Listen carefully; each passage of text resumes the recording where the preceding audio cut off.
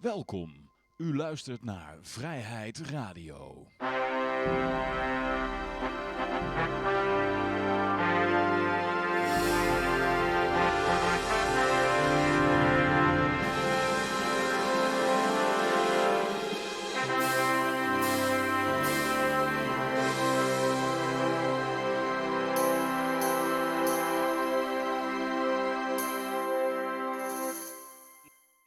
And all the other people who are listening right now. We're going to talk in English because Yoshi came in with a lot of English-speaking people from his 9/11 stream.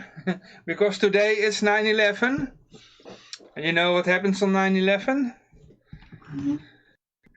It certainly has been. Then we celebrate 9/11. That's what's happening on 9/11. You had your stream, Yoshi. That's exactly right.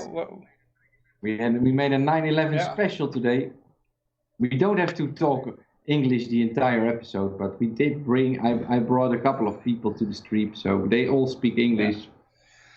So that's why we are going to talk in English, and I think I don't know any Dutch people that doesn't understand English, and mostly the libertarian people. They are always listening to hour-long podcast from Tom Woods and lots of other people in English. So I think they probably understand what we are saying. Yeah. But what we call in Dutch, we talk stone cold English, eh? Yeah.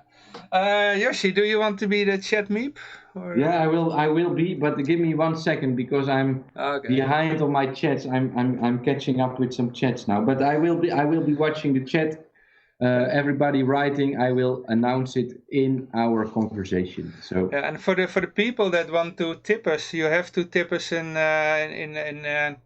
you have to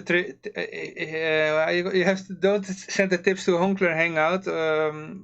Although you can tip anytime you like, but if you want to see any results on the stream, you have to go to tipbitcoin.cash and then search for Freedom Radio. And somewhere below in the screen you see all the chat commands, but you have to be in twitch.tv/Vrijheidradio. To type all the chat commands. Yeah. All right. We usually start with the Bitcoin and the gold and the silver and the marijuana index, and let's start with the Dutch national debt, the national debt index. The Netherlands is now 385.2 billion euros in debt. It is going down, but that's not the correct number, because once in the 3 months they do an update, and then probably I think it's somewhere above the 400 billion euros. Yeah, it's such a tiny country and such a big debt. How is gold and silver doing, Peter? Gold is at $19.50 dollars per ounce, so still bounced back a little bit from the 2000, but it's above the previous all-time high. Silver is $26.95, so just below 27. Okay, and the oil, which is an amazing rise over the year. Yeah. Crude oil is at 37.36, so it went down a little bit last week. Okay. Yeah, and Bitcoin?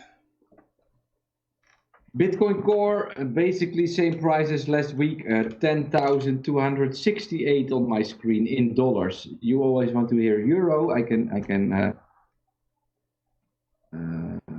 euro 8,688 euros. Oké. Ja. Even kijken. And then the marijuana index is 103 points. Yeah, the prices are going a little bit down if you compare it to the last weeks. But if you look, if you zoom out, you see still it's above the 100. So there's a tiny correction. It's no big deal. Yeah. All right. I think we have all the indexes, huh? Yeah, but I think last week there were a few of these high flyers like Tesla and Apple. They went down a lot. So yeah, they were the bulls that charged. There were only ones left going up. So I wonder what if there's if that means a significant turnaround. But yeah, on the other hand, it's hard to imagine before the elections that charged. There were only ones left going up. Oh, sorry. Strange happens. Yeah. Okay. Yeah. Well, let's go to the news. Okay, people, if you want to reply in the chat, just send us a reply in the chat, and we will comment on that. Is there a lot of things happening in the chat, Yoshi? Nothing yet, Johan. Okay. It went down. You came in with 12 listeners, and there are only 4 left. So yeah. That's how it is. Yeah, that's how it is. I guess you have to give away some crypto. I think that's the whole thing. Yeah, maybe we have to do it. Yeah. We already go back to Dutch later. Yeah. Yeah, I really, guys, you don't have to talk English for my streamers because let's it's up to you, but yeah. Wow. Okay, streamers. If you want to hear us talk in English, how shall I say it? How many of you speak English and don't understand Dutch? Just type it in the chat. Go with native, says Stock Lizzie. Oké, Nederland. Je wil dat we Nederlands praten? Ja. Het is toch voornamelijk Nederlands nieuws, denk ik. Ja, laten we maar gewoon in Nederlands praten. Gewoon the thing is, guys, the most of the news that we deal with is Dutch. So it's a Dutch show. He has always been doing it in Dutch. But Johan said that the thing is, I should have made my stream Dutch on the end, but transition though.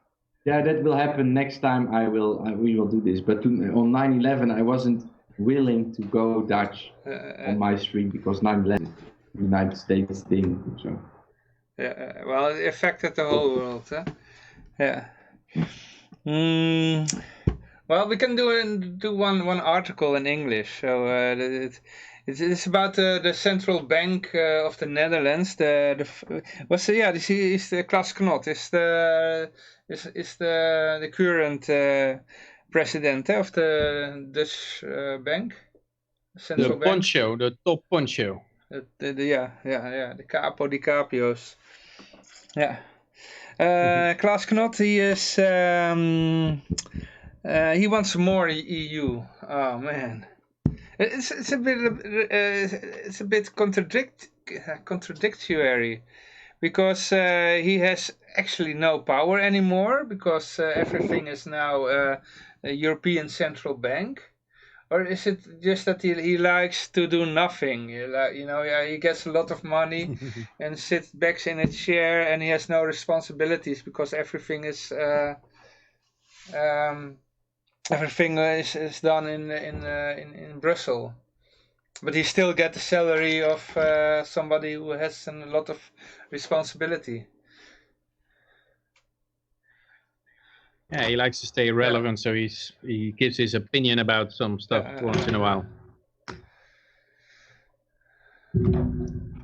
But yeah, what he says, because in the past he said that he was a little critical about what the effects of the free money from the ECB was for the Dutch savers. But now he says, okay, in order to save the euro, we need to transfer more power to the EU, and we need to have more integration, which is a nice word always, but it means like everything is integrated from Brussels, and more sovereignty transfer to Brussels. That is, and it says that these are not balming words, softening words, or gentle words are that you get a Brussels tyrant to. And he says this in the schoollezing. And it says the second, it seems that Not has become the speaking mouth of Christine Lagarde, the head of the ECB currently, former IMF head. Yeah, so his resistance is broken for hard currency, and his bit of a Deutsche Bundesbank approach of keep the euro strong. And now it is like, okay, we need to surrender to Europe, everything. Yeah. And then he also says you need higher wages in the Netherlands, which is like, okay, is there some button you can turn the knob that says wages, that like they centrally plant completely also wages? I thought it was still a little bit supply and demand, but apparently more integration in the EU, higher wages in the Netherlands, and more sovereignty to Brussels. So you get more money from him, or the promise at least, and but less able to determine what to do with it. It's a totally opposite of what's happening in crypto. You see in Bitcoin community, you see the only hard forks, and there you see everybody is giving up their power to the European Central Bank. It's totally opposite. They are forking more and more to each other. Huh? What? It's an interesting comparison that you made. Yeah. Yeah, it's always a mystery why these national governments opt to transfer power to the central power, but because they lose power also because of it. Although these intermediate layers never go away, they are like Klaas Not is still there, and he still gets paid, but he has no power anymore. Yeah. Or at least he can read a lecture that should be read by Christine Lagarde, but she didn't have any time or something. He has a lazy job. I mean, he's absolutely useless. Just on paper he has some power, but in fact he has no power at all. He's just he has no responsibilities. But usually all these people in power always want more power, and that is it's strange that these politicians who are in power, then they give up for some money, they give up their power, which but which do you in think, their mind do you think that is already a weird idea? Do you think that Klaas Not, that he will get the same kind of job with the same kind of salary as in the free market? No, of course not. Yeah, that's why. He gets a lot of money, and he's absolutely useless.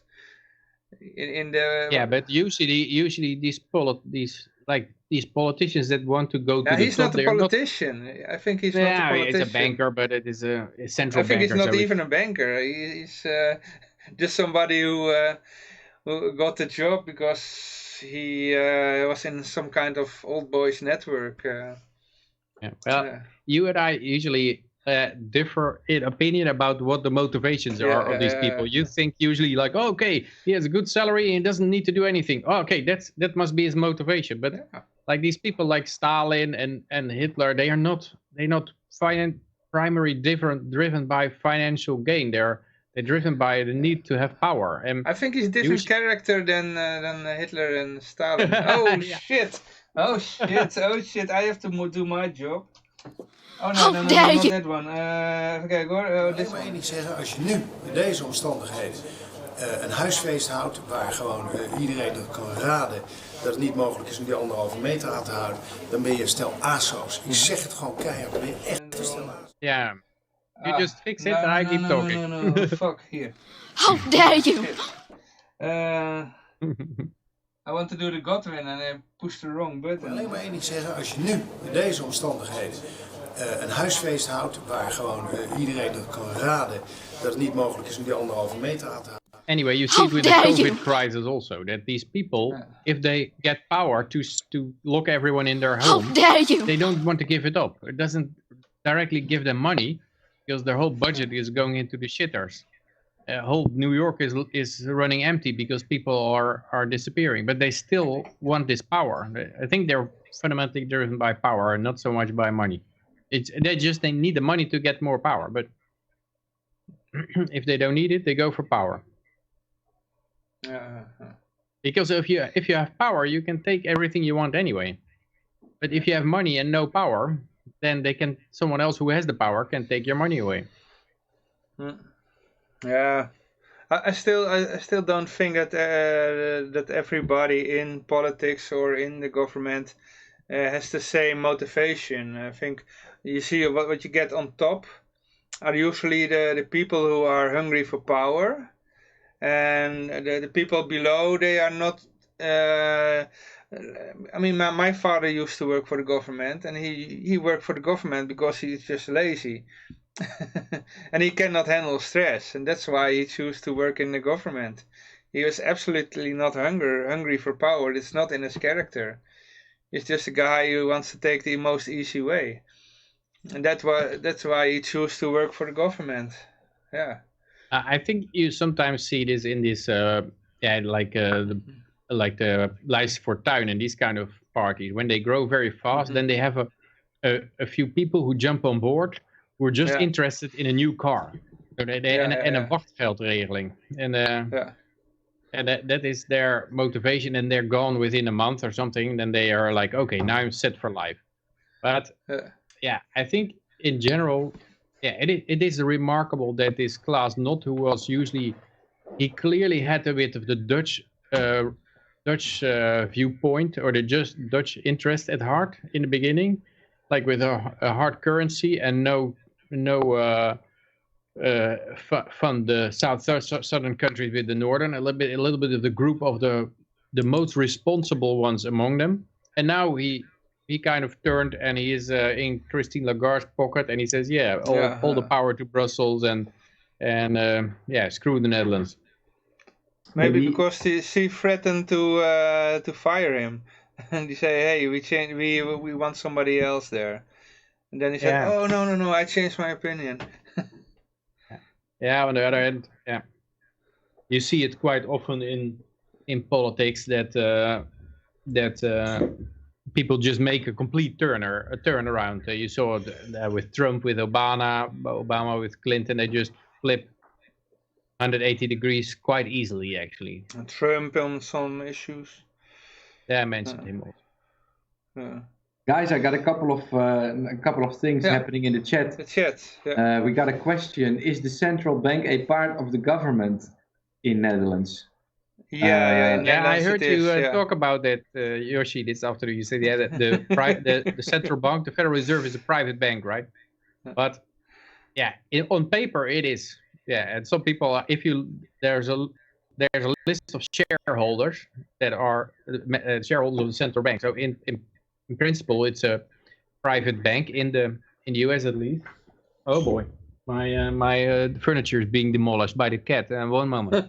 Go for it. I can complete that story, because in the end, the policy that the central bank is fulfilling is heavily influenced by politics. But I'm sure my cat also uses negative power. If I don't get food, I destroy things that are valuable for you. Yeah, but there is a comparison with the Dutch central bank and the American one. It's in fact you have a group of the mighty industrialists who have a lot of things to say in the Dutch central bank, and one seat is for somebody who represents the politics, and the 12 other seats are from Ahold, Randstad Group, Shell. You know, the big companies from the Netherlands. Yeah, Philips, but I still would say that that is always the idea in the beginning of the centralization of power. I think that you see that big companies squash small ones through the state, and they increase their influence. But they think, oh, this is great. I have some power through the state to fight my opponents. But in the end, they get also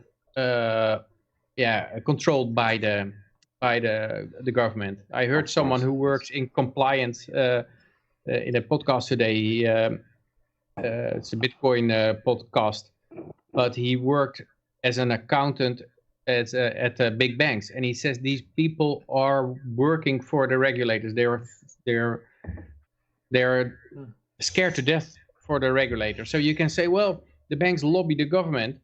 Yeah, that might be true, but the government regulates the banks, so they are the ones who are in the end have the final control. So I would say that the government is still in control also of these big corporations, even though these big corporations sometimes think like, oh, I can use the government to squash a smaller competitor. But about the central bank, I would say it is not a private institution, because if you start a central bank, then you will be stopped by policemen, and the policemen will come from the state, and it's not the central bank that prevents you.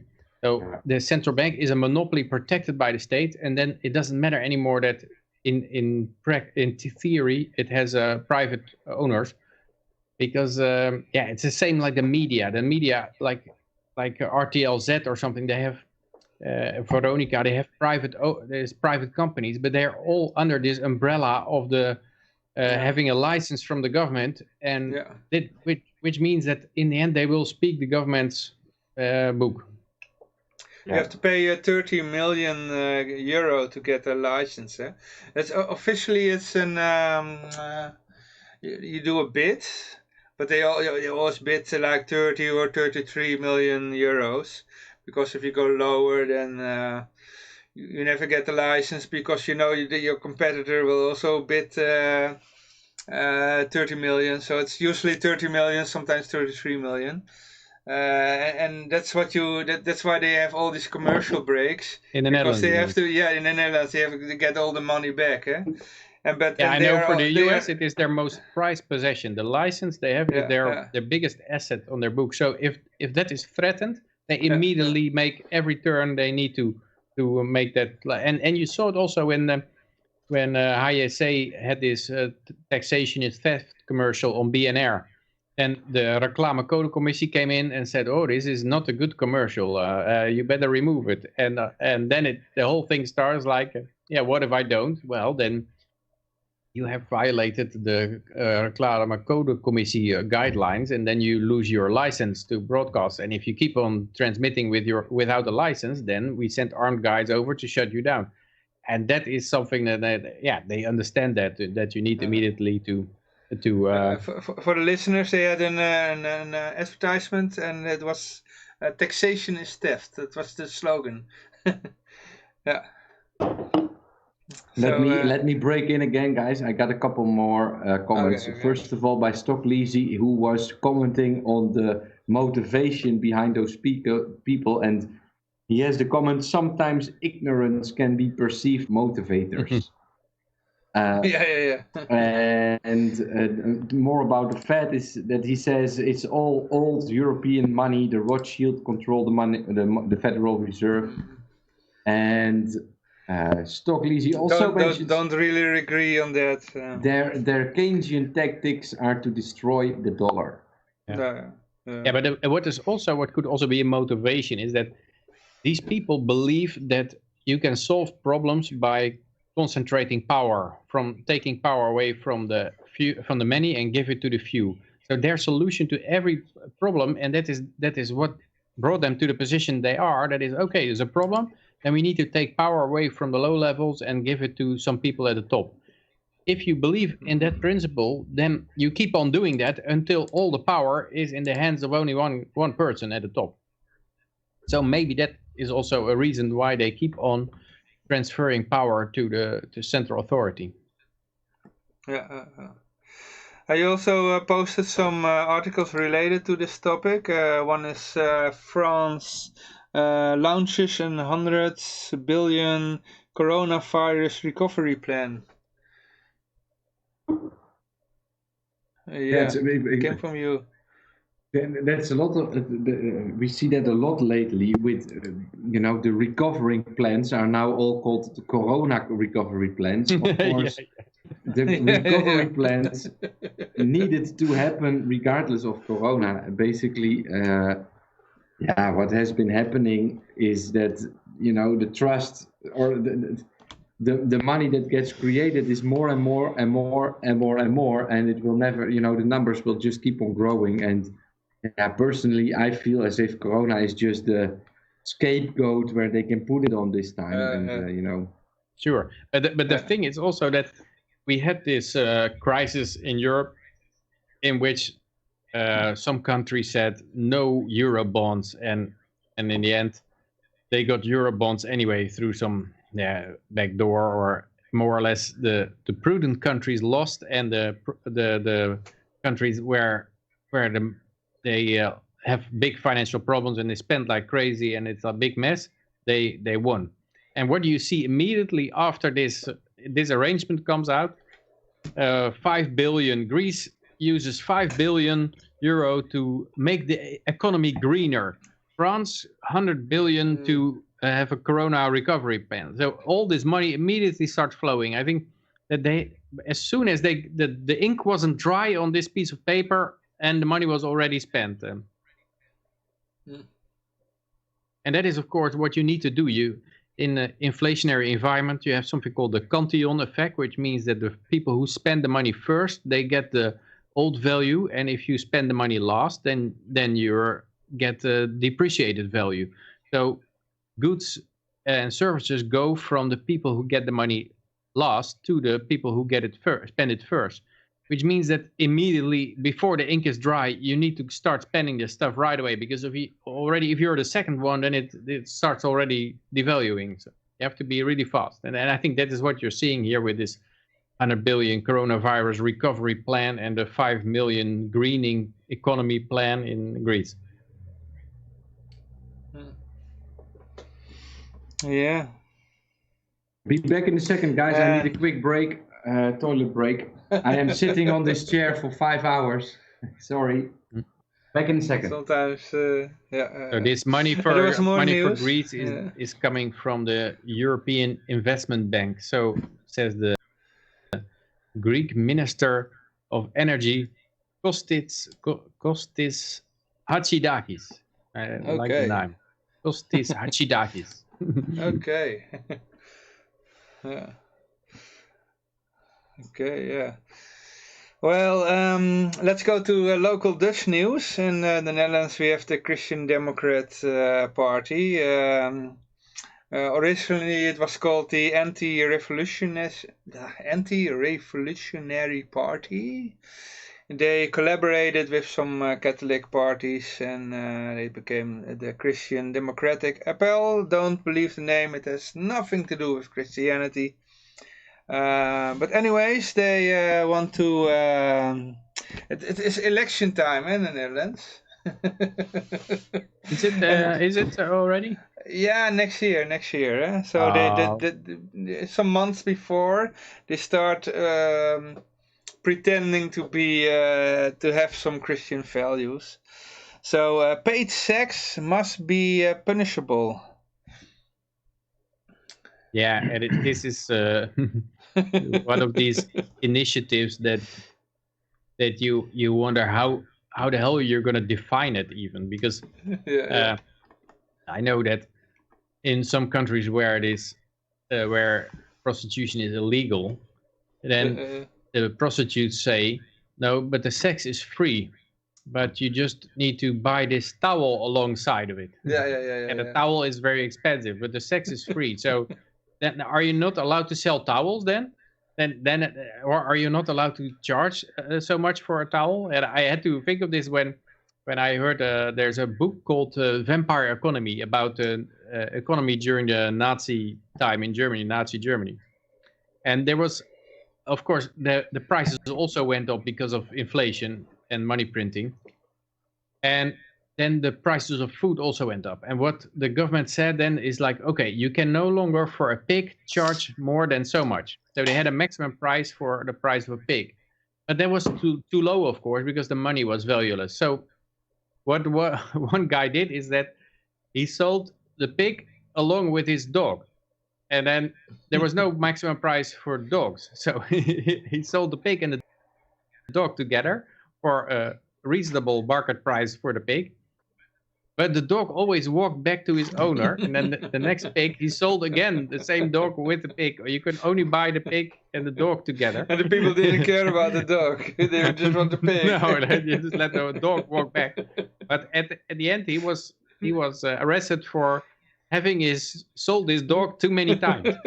But I think the problem is that you cannot... the amount of creativity that the serfs bring to bear on this kind of stuff is immense, and also because it is very hard to define. It's like terrorism. Like you can say like, yeah, the government is against terrorism. It's like, okay, but you use terror to get your way. But I mean, they threaten people with jail and guns and weapons if they don't do what they tell you. So the definition of terror is to achieve political ends by the use of violence. They cannot condemn that because that's what they are doing. So they have to come up with some definition that catches one but not the other, and that's impossible because it's the same with prostitution. I mean, what are they going to say if you have a date and you take her to an expensive restaurant and you pay the bill? Is that prostitution or not? And then all this say, yeah, politicians need to think about it. I think this kind of ship has sailed. What I see happening more is like what Femke Halsema proposed is that all the prostitutes has to work for the government and pay taxes to the government, so they won't be exploited by a pimp. Yeah, but the government is a pimp. The government becomes the pimp then. That I can see happening. Yeah, but you know, someone take for example Ruud Lubbers. You know, Ruud Lubbers and the women. Huh? Yeah, but I don't know if he paid. It's kind of like a Berlusconi. I don't think he paid for sex. He just took it. Yeah, not all the women liked it. But they say here, paid sex is no longer of this time. They said, yeah. So, yeah. On the other hand, maybe they can throw it under the progressive. The progressives maybe flip like they did with nuclear energy. That they suddenly start to think this is. But yeah, I think this is a very vague, thing to start banning. And I think if they start to venture into these areas, the government, like banning alcohol, for example, they ban alcohol, cigarettes, and sex. I think they're putting the pressure cooker on really for riots, and maybe that's what they want. Because when there's riots, then the people always ask for more government. Yeah, but Ruben, you're very silent for a long time. Mm-hmm. You have an opinion on this matter? Not much. Oh yeah. Okay. Yeah, then we go to Grappenhaus. Yeah, very famous from the Grappenhaus party. Mm-hmm. Yeah, we have to explain for the people who don't know Dutch politics. That's the Dutch Minister of Justice. Eh? Yeah, he's very tough on people who are having parties and not obeying the 1.5 meter rule. But when he has a party, then all the people are all very cozy together, lacking as much distance as they could to get on one picture. Yeah, what's happening with him?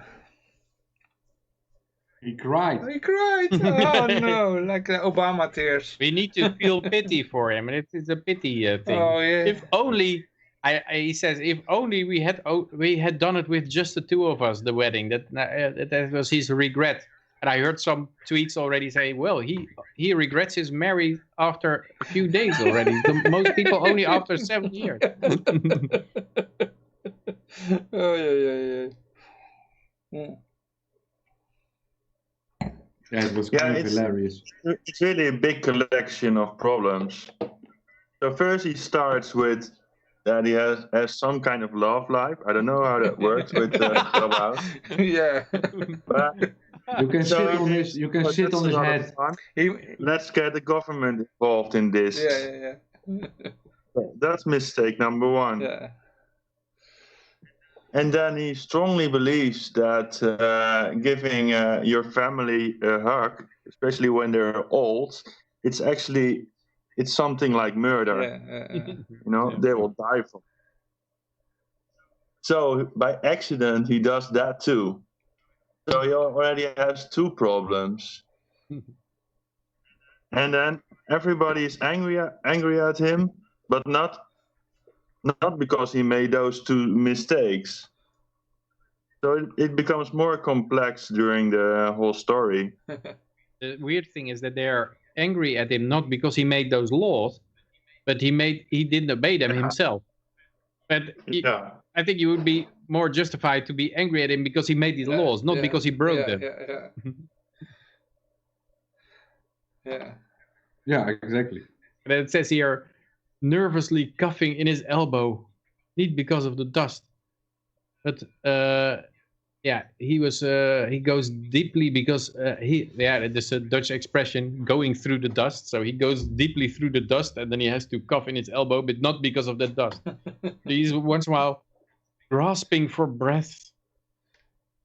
So this whole article is already like, well, you need to feel sorry for him because he's so emotional and he's so deeply, I think it's a bit silly to feel sorry for the tyrant.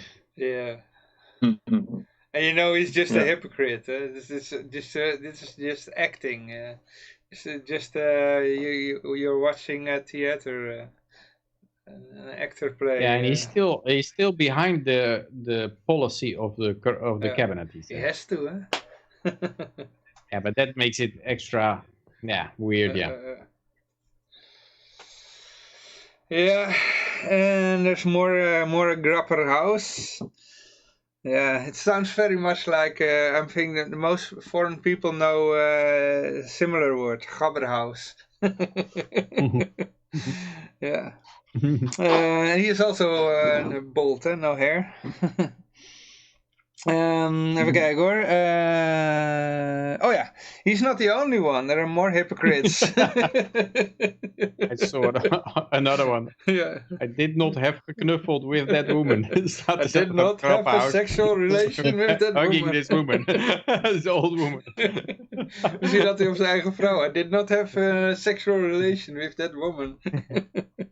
But Clinton did that very small with a triple whammy. He says, well, I want you to listen to me. And then he said, I'm going to repeat this. And then I did. So he made 3 levels of statements. And only the last one, I didn't have sex with that woman. And the first 2 were technically true. I want you to listen to me is a true statement. And I'm going to repeat this. It's also a true statement. So then he makes 2 true statements and then the lie. So then the lie comes across as more truthful. But oral, is it considered sex? What is considered sex? Oral. Yeah, that's the question. In the ass. Oral in the mouth. is sex. Yeah. Yeah, this in so because actually they promote oral sex at the moment in all these institutions because you have to build in your home you have to build a glory hole because that's very safe. Yeah. But you talk about Clinton, right? And but then the whole thing went back to that depends on what you mean with the word is. I think that was they were really splitting hairs on the linguistics. I think the lawyers just look for what state did it happen, and then they look. Oh, oral sex is not sex in this state. Just say that you only had oral sex, then you are not lying. I think he banged her. If the name is oral sex, then it is sex because the word sex is in there. Yeah, I mean oral. This the explanation and how the lawyers look at it. Yeah. But the good news is that the parliament now is against this criminal record for this stuff because he also doesn't get a criminal record. Yeah. So Yeah, that would be good because that was so ridiculous. I thought that was super strange that everyone who I had a nephew and there were 3 people in a car and then they got a criminal record. And luckily my nephew didn't get it because he had to get to something else, but the other 2 did. But if you have a criminal record, you might have difficulty emigrating even because then you're really locked into your country. Because if you go to another country, they often ask, do you have a criminal record? Then you have to say, yes, I have. No Liberland passport for you. Yeah. Yeah. Yeah, but who are the other hypocrites besides Grapperhaus in this article? I cannot read it. I get this. There are more hypocrites. Yeah, they're all hypocrites, but I don't think. Yeah, they're all. This article mentions the rest. They are about people from abroad, so not the native Dutch. I can mention the names: Dominic Cummings. Dominic Cummings? Yeah, Matteo Salvini. Yeah, but Dominic Cummings isn't a politician. He's just an advisor, a campaign strategist. Yeah, but you saw it everywhere. There's like this Nancy Pelosi in the US. She went to a hair salon, had her hair done. Well, everything was closed without a face mask. Then you had Andrew Cuomo who's walking his dog without a face mask. Then you had some other guy who was sitting in a restaurant inside that was not supposed to happen. So there's a whole bunch of these guys. They're all very surprised that the law they made was also valid for them.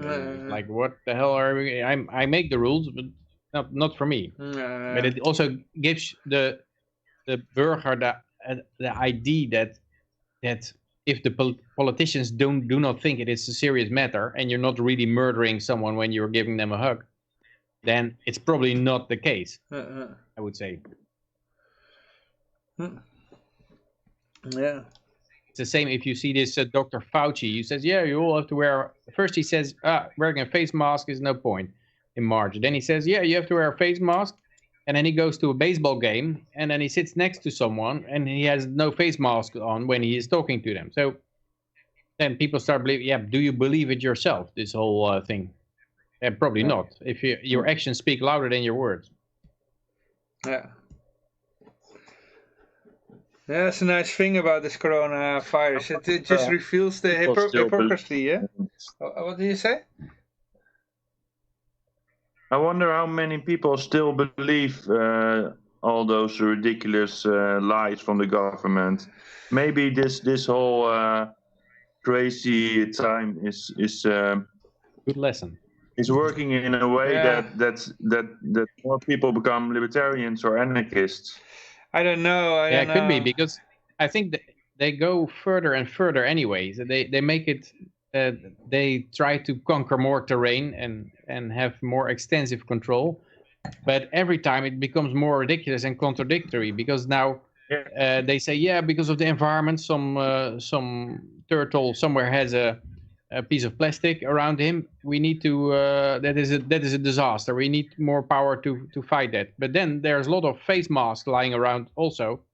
So then the environment is polluted with face masks, but not with plastic anymore. So there's a lot of these, and you all have to go into the public transport. Was always the idea, and out of the car because the car was an evil environment destroyer, and you have to live in big apartment flats. They like to concentrate people because then they're easily controllable, not in the countryside. And now with this pandemic, everyone's going to countryside and having out of the public transport. So they have contradictory, as soon as they start extending their power, they inevitably become more contradictory because they're not built on non-contradiction.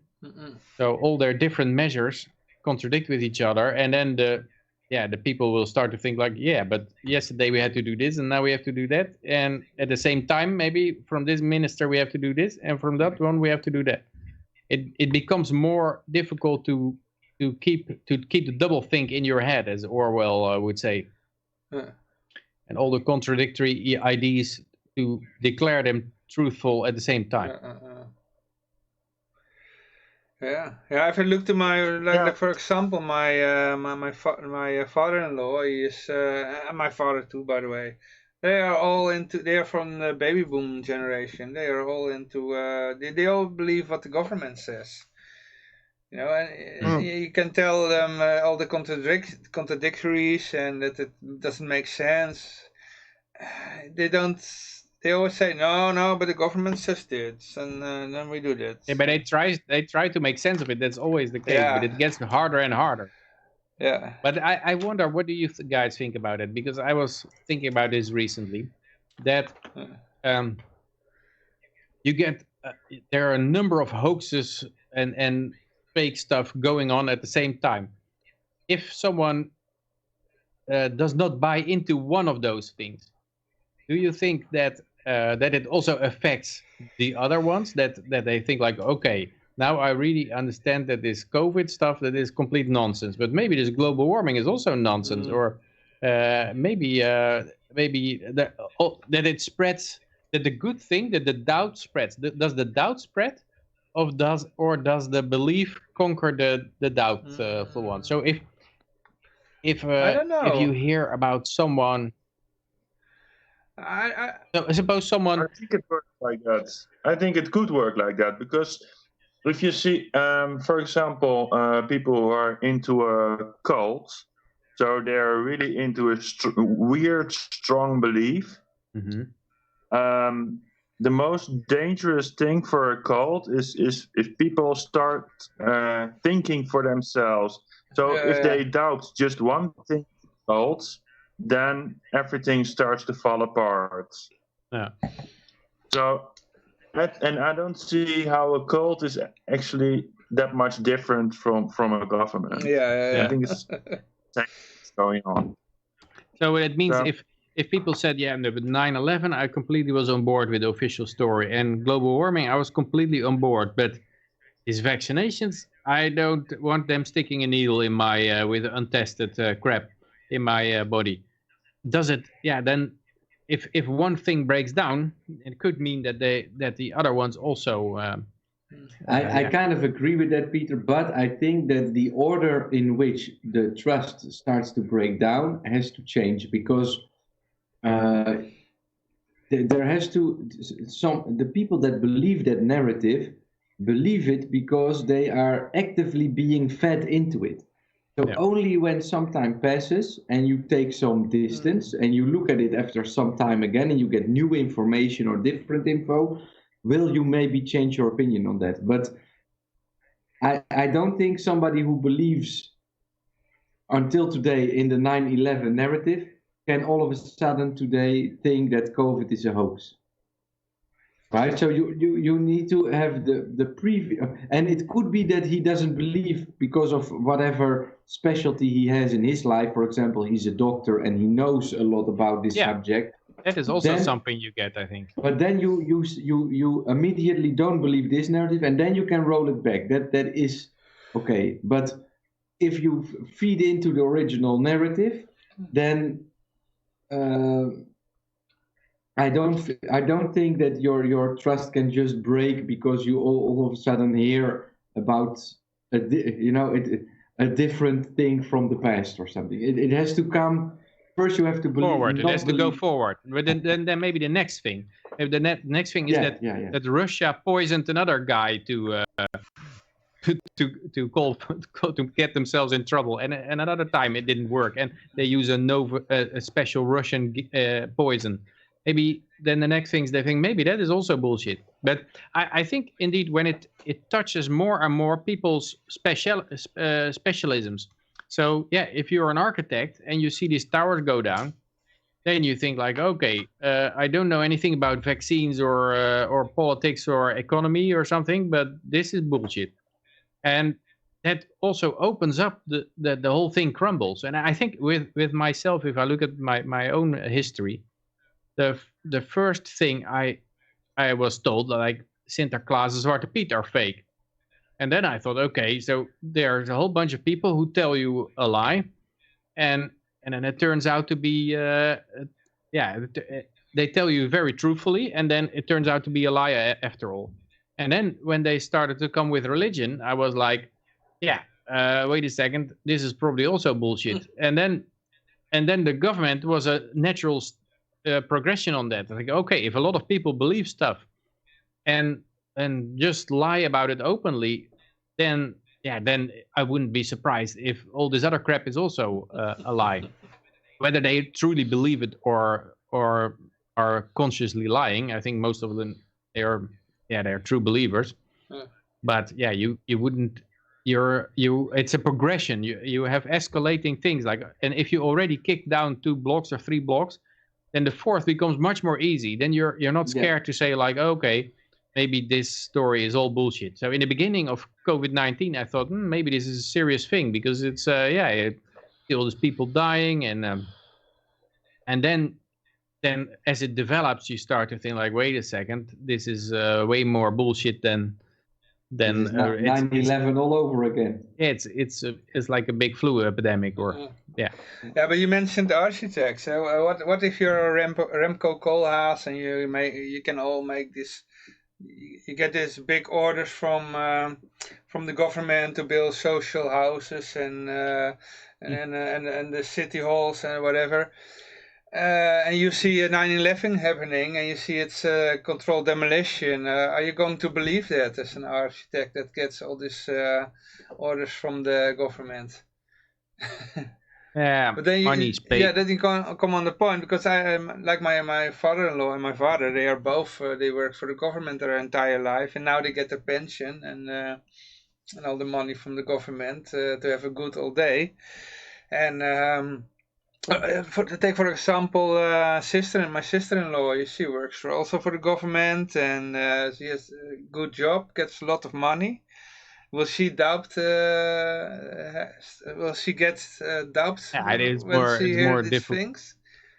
more difficult, but definitely, I in my experience, age is a factor in this. Yeah, she's very young. The older but you get, if you have worked your whole life for government, then you're no longer capable of seeing the truth behind it. That is because it would be like committing suicide. Like you throw your whole life away with one ID. Yeah, I worked for all kind of bullshit stuff. But that's the same thing when you're young.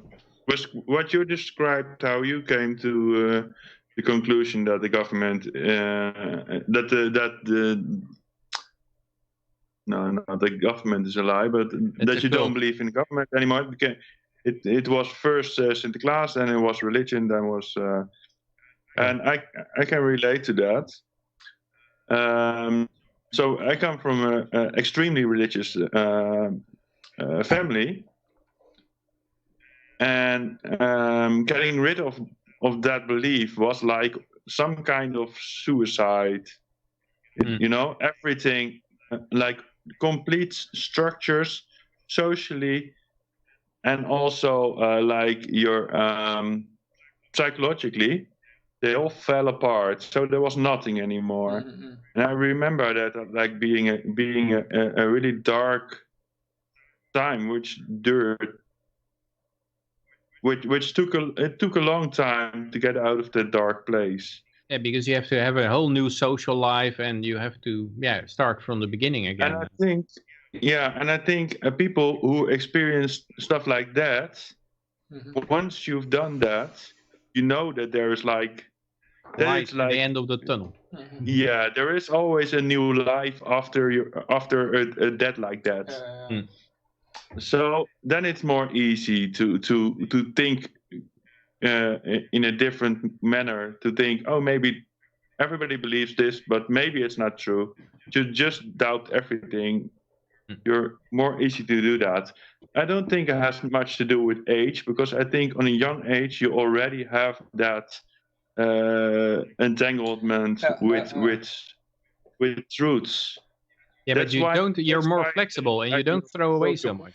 It's so strong. No, but when you're in your 20s, you start to build your network. That's what's happening when you're in your 20s. And like my sister-in-law, she is in her 20s, and she is her friend is also works also in the same city hall where she works.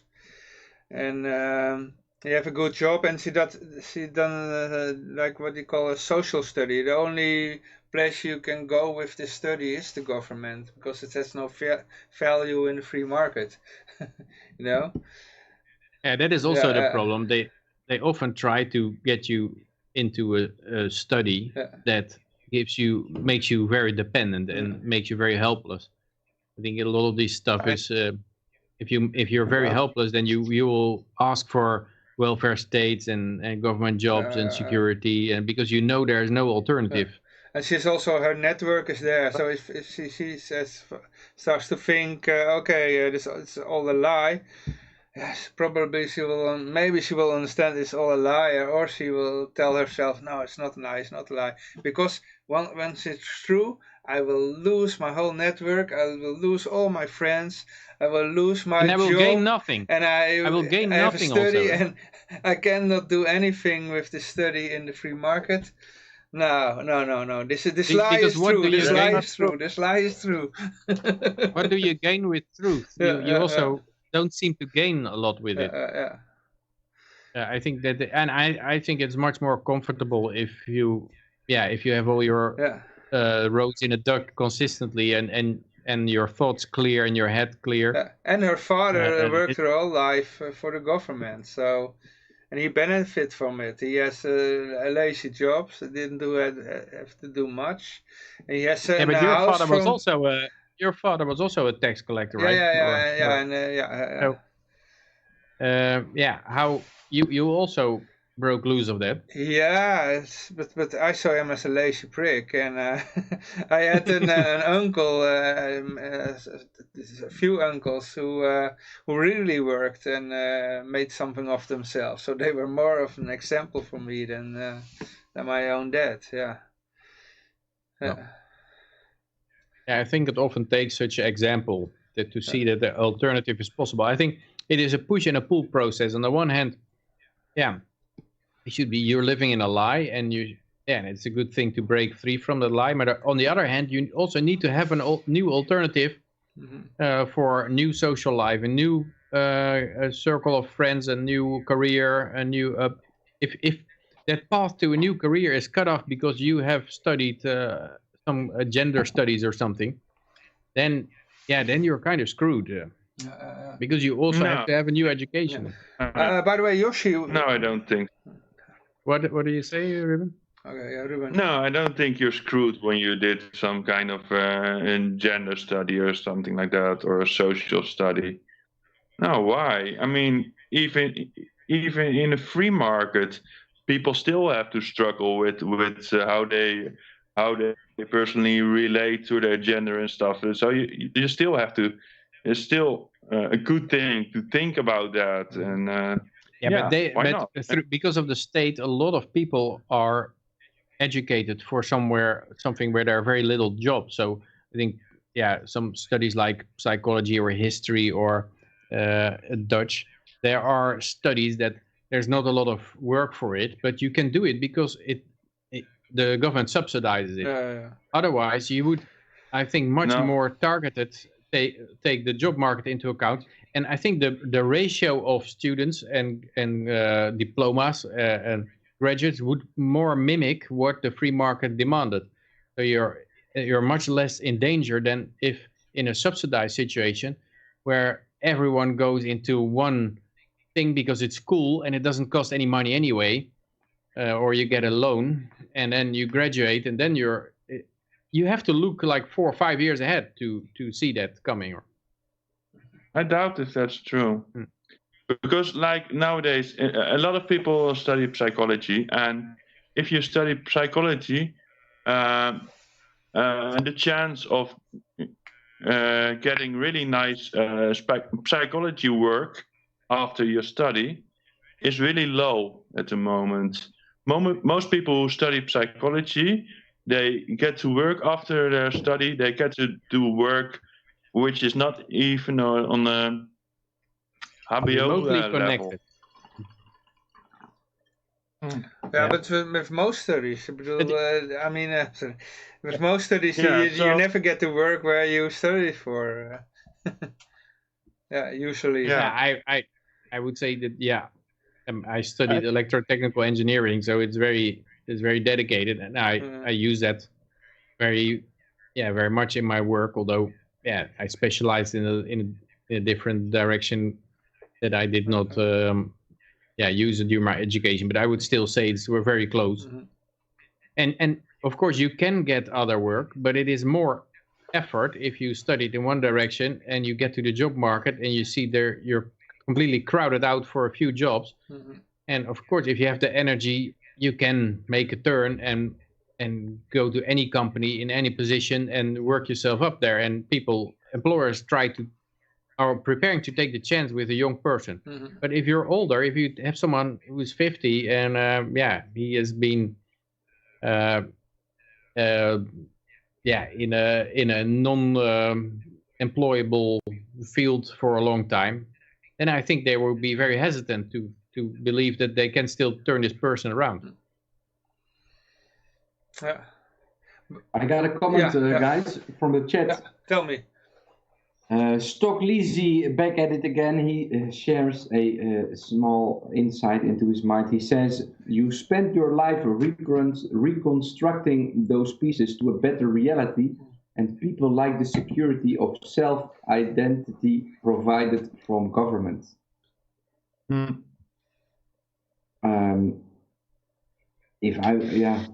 not sure if I understand it. You spent your life reconstructing those pieces to a better reality. The question is, what are those pieces? It was a comment some way back. I guess those pieces in life that you get from parents, for example. And I can agree with the fact that people like the security of self-identity provided from government, because that is just what I've been experiencing myself many times. If you tell people like, hey man, you are more than what the government is telling you that you are, and you just need to, educate yourself, make sure that you become more. A lot of people, they don't really want to. They are happy with their lives, and I'm okay now. And if I learn more, I might get into trouble later. And with all the information that I'm getting, I might make my own life so difficult. We do get an answer though from the Stock Lizzy. It was regarding the pieces of your centralized learning, religion, school, and jobs. So, I think also in practice you see it, that someone who is like a preacher in a church for 40 years, then they will not in the end say, well, I was wrong. Or that happens very rarely, that you say, okay, I've been preaching to people all the time about God and Jesus and your sin and how he saves you and how he died for your sin on the cross. And on reflection, it turns out to be bullshit. And if you look at their lives, I know a couple of people who've been preachers who preached this and who totally turned around on subjects like that. Anecdotally, it's possible, I think, but statistically, that it is very hard to make that turn, I think. I have a question then, Ruben. Does that mean that they are then overshooting to the other side? Because is it possible to become moderate after that? After you have been, once they then throw their religion out of the window, are they going completely wild on the other side, or are they able to keep themselves in control? Let's say you see that quite often, with vegans or smokers or. Okay. So I've been born in a Christian family, extremely Christian, and now I am vegan. So I fit in your story. But I'm raised Christian. You have to fill the hole with your soul. A new religion. I'm raised Christian too, and I was until my 20s. I don't know what's more extreme, veganism or veganism. Yeah. To me, they're the same thing. Yeah. But for me, Oh, okay, sorry. I the same story. I have a Christian background, but I never experienced it as something negative. But I grew. I think, naturally out of it. One day I had something like, okay, I never hear the voice of God. Okay, let's say goodbye to him. In my head. Yeah, but there's Christianity and Christianity in that sense, because people that have, the radical, you can become much more radical than, there are moderate and radical Christians, just like any other religion, I would say. So if you are really radical, and then your entire group of friends, basically, what if I call you a radical, if you don't want to talk with people that do not think alike yourself, right? So if you have been in that position and all the time talking with people that only think like it, and then if you then break out of that, what you see often is that people completely, try the other side, and they go, there is no moderate way for them. There is no center. It's either it's a radical who becomes a radical in something else. Yeah, but you see that even in the Soviet Union. In the Soviet Union, you had this idea of capitalism. They are a bunch of crooks, and it's like mafia stuff. And then they had, but we are lucky to have communism. And then it was the conclusion, like, okay, this communism is crap. And then what they do is like, okay, then we go for this mafia stuff. And then it's also because we were told that was the other side, so there we go. And you see that flip around a lot. But I do think that the background makes a lot of difference in the people around you. I remember from my religions period that I was thinking for myself, like, I think this is bullshit. But is everyone believing this? I'm looking around me to see if there's any allies, or if everyone is on board. And I remember that the first time a friend whispered to me, "Hey, Peter, do you believe that this Christianity and this religion?" I don't believe it. Then I was completely over. It's like, okay, one ally is sometimes all it takes. I did not have the courage to stand up, because you think like, okay, I'm gonna get the whole, I'm gonna be declared an idiot and evil, and everyone is against me, and I'm all isolated then. And then you think that, okay, there's one other person who thinks like me, and then you think like, okay, then there's probably more, but they don't dare to speak out or something. And maybe it's all of them, and I think that makes a lot of, and I think this environment is there much more for religion. To renounce religion now is relatively easy, because if you go to university, then there are usually very little religious people, and the ones that are there are looked at a little bit weirdly. But if you're anti-state, then most people will still look at you as a complete weirdo. So it's much more difficult to get to this situation where there's at least one or two allies that can back you up. I got another comment which I like to make into a question to Ruben. Ruben, once you let go of your religion, did you make up your own version of it, and do you still, for example, believe in a higher power? That's really a big question. I just say, no, actually, we have to thank Stock Lizzie for it. Okay. Well, yeah. First of all, when I was in my puberty time, so when I was like teenager, when I was like 13, 14 years old, I started listening to punk music, and I started reading the lyrics. So that was, and okay, I grew up in like an extreme cult. So I have to tell this, so it's not just extremely religious. It was really a cult. So this punk music was for me like a mirror to the outside world. And at that time, most of the punk music was pretty much anarchistic and atheistic. So I started thinking about those subjects, and then I think it was like when I was 18, I moved out of the house, and I moved out of the town where I lived. and then started living in squats, where in left-wing anarchist squats. So,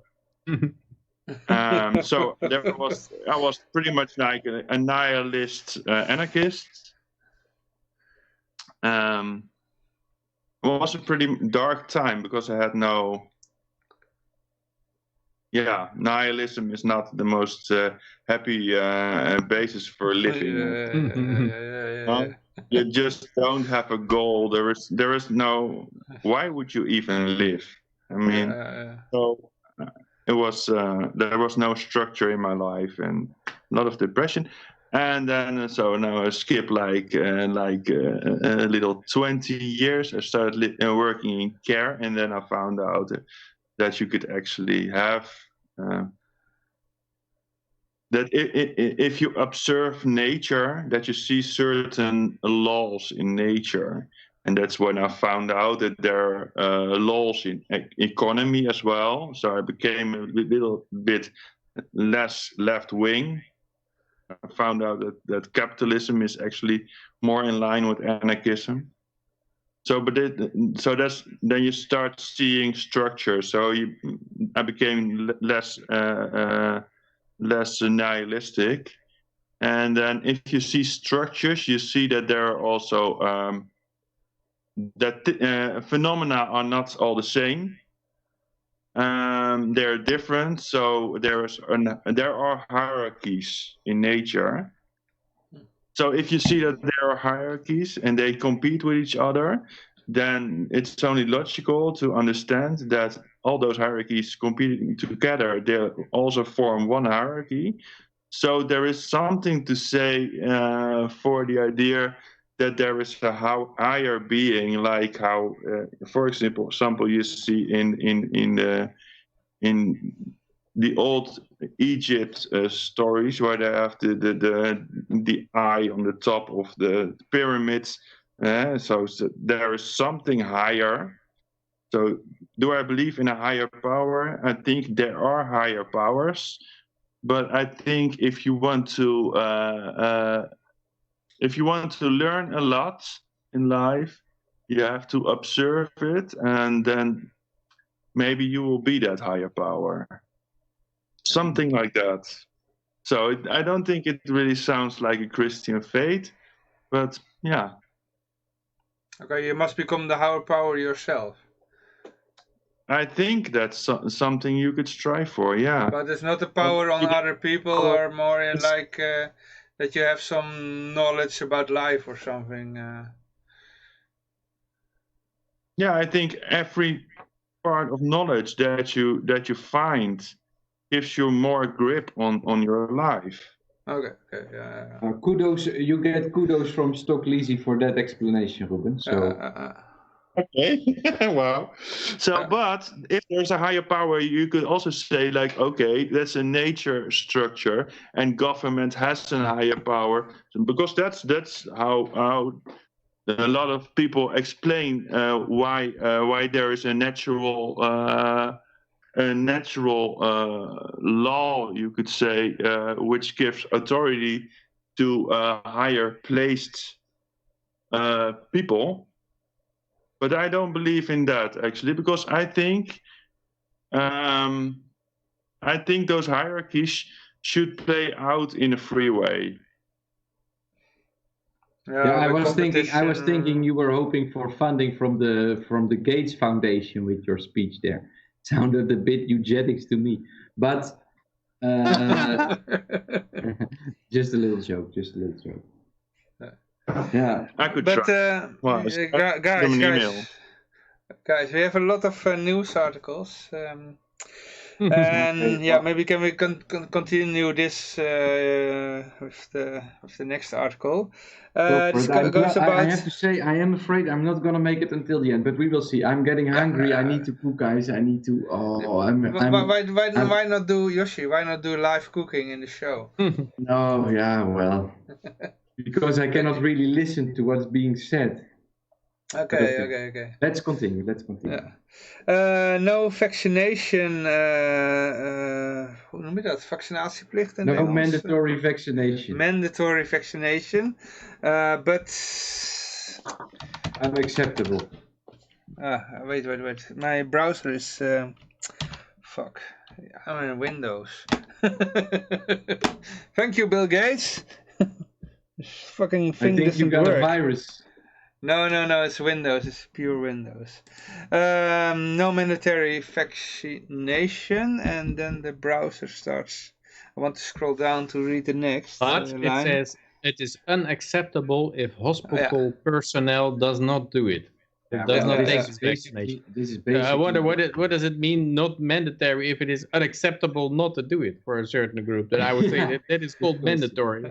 But that's where they want to go to. They don't want to make it mandatory. But absolutely unacceptable if you don't. Yeah, they want to, they call it soft force. And Ben Swan had a very nice item about this in one of his show, Ben Swan, journalist, and he got some information from a university that was doing research for this, how they can force people to take the vaccine with what they call soft force. Yeah, you will in the end. I think you will have to wear a coat with a yellow star on it if you go outside. If you don't have something like that, yeah. Sure, you don't have a vaccine, and people will point at you at the streets like, and they will spread like the sea that opens before what is it, Noah? No, this other guy Moses. Yeah. Where's the Godwin? Yeah, we already mentioned the Godwin. So it's of course it's exactly what I have not predicting, but anyway, they say all the time we're not going to make it mandatory for anybody to take a vaccine, but then if you want to travel on a plane, if you want to go to a football match, if you want to go to concert, if you want to... You lost your job because of COVID, and then you want to have an employment benefit. If you want to work, then you have to take the vaccine. Something like that. Yeah. So of course. But what the study wanted to do... It's not mandatory, but it's mandatory. But the study was looking for also for ways for to softly force the crowd to force other people by guilt or by there is this great social study, Johan, which is a study, and it's happening in a hospital or a doctor's place, and a new person comes in a room full of actors, and the actors every 5 minutes a bell goes off into the waiting room of that doctor, and all the actors stand up, and then slowly they enter new people that are completely unaware of the social agreement that all these people have, and they all stand up, and then at some point no actors are in the group anymore, but everybody keeps on standing up. So that is amazing way of how to condition the brain of people into doing things that are completely ridiculous, but still, we all do it, right? Let's just keep on going, because apparently that's how it runs here. But with this vaccination, I really think that there are going to be since the start of this COVID, we hear people like Dr. Fauci from the United States and Bill Gates. They talk about a time span of a minimum of 18 months. And that's why I am completely sure that within, how many weeks is it now? Because I'm counting down these weeks. I believe somewhere between 3 and 5 weeks are now left. I started to count down like 3 to 5 weeks ago. And we're going to see the next global scare into COVID, because we are getting closer to the elections, and Dr. Fauci and Bill Gates have been announcing it since March, basically. And although all the numbers in European countries, I don't know about a lot of others, but at least I know for the Netherlands that hardly any new cases are there. and nobody is in the hospital today. Very little group of people, at least, very small group of people, and still we are hearing every day about COVID, and more measures are being taken. We are not getting out of this at any time soon. And this vaccination, they have been planning that. So be prepared that you will not be able to visit a football match without the flu shot or COVID shot until we massively go against the government and break that power, because it will not stop. Yeah, but it's not there yet. So. Well, that's not entirely true. Last week in Berlin, 11 days ago, Berlin, 11 days ago in Berlin were quite a lot of people. I mean, I am here in Liberland, you know, we are talking about... I mean the vaccine isn't there yet. The vaccine, well, personally, I believe that it is there. People who took a shot and they got really sick. Yeah, also that. I believe that the shot is ready, but they just cannot get it. It's made by a company who never successfully made a vaccine, and they had the patents to this coronavirus medicine already in 2014, I think, and they applied to it again in a few months before the coronavirus started. Yeah, and you should check out the documentary of Dr. Martin on the freedomplatform.tv, which goes into... Dr. Martin is a guy that owns a company who tracks patents, and that's how he gets an amazing insight into everything that's happening today, because a lot of these hidden agenda things are actually all patented down, and that's how he gets quite a lot of info. And the interview aired on the 7th of September, which is now 4 days ago, and very interesting story. He was also on Ben Swan. Yeah, it's a very interesting talking guy. With Ben Swan about it. Yeah. And it's all 100% factual, because all he talks about is his patents, or not his patents, but the patents that his company collects, and so he can prove everything that he says, and that's a great feature, of course. Yeah. I think he still will get, if he posts it on Facebook, the Facebook checkers will still not like it. No, but that's another thing that goes into the Plandemic 2 documentary. That's also one you should watch. That shows how fact checkers today are completely unfactual and just an extension of any political agenda that some wealthy people want to roll out over the world. And they were that from the beginning, I think, not now that they have become now. But the social media fact checkers, they haven't really been in my face. You can almost use it to track down interesting facts, because if there is some interesting fact discovered, the fact checkers like Snopes will immediately start to deny it. That's what I said today on my stream. I said, well, we are going to watch a documentary, and the reason why I watched this one is because it's been deleted from YouTube. That's why I like it more. So, you know, as long as your critical documentary can still be on YouTube, it's not critical enough, because you don't touch the real things that it's about, because otherwise it would be censored. You must make it a badge of honor. The only thing is bombers start only dropping bombs when they're above the target, and it means that if you're the target. Yeah, exactly. And that's you're at the target if you're basically today you only count if you get censored in some way, you know. I don't. Okay, but back to this article, by the way. It's about hospital people in the hospital. Yeah, it also says that employers cannot ask mandatory vaccines from their employees, but of course it would be very wise and good, and you would be amazing if you do it, and very bad if you don't. But then it says, but a hospital could deny them access to certain departments like the intensive care. So that means that we cannot demand that you take the vaccine, but if you don't, then you're no longer allowed on the intensive care. Yeah, but I work on the intensive care.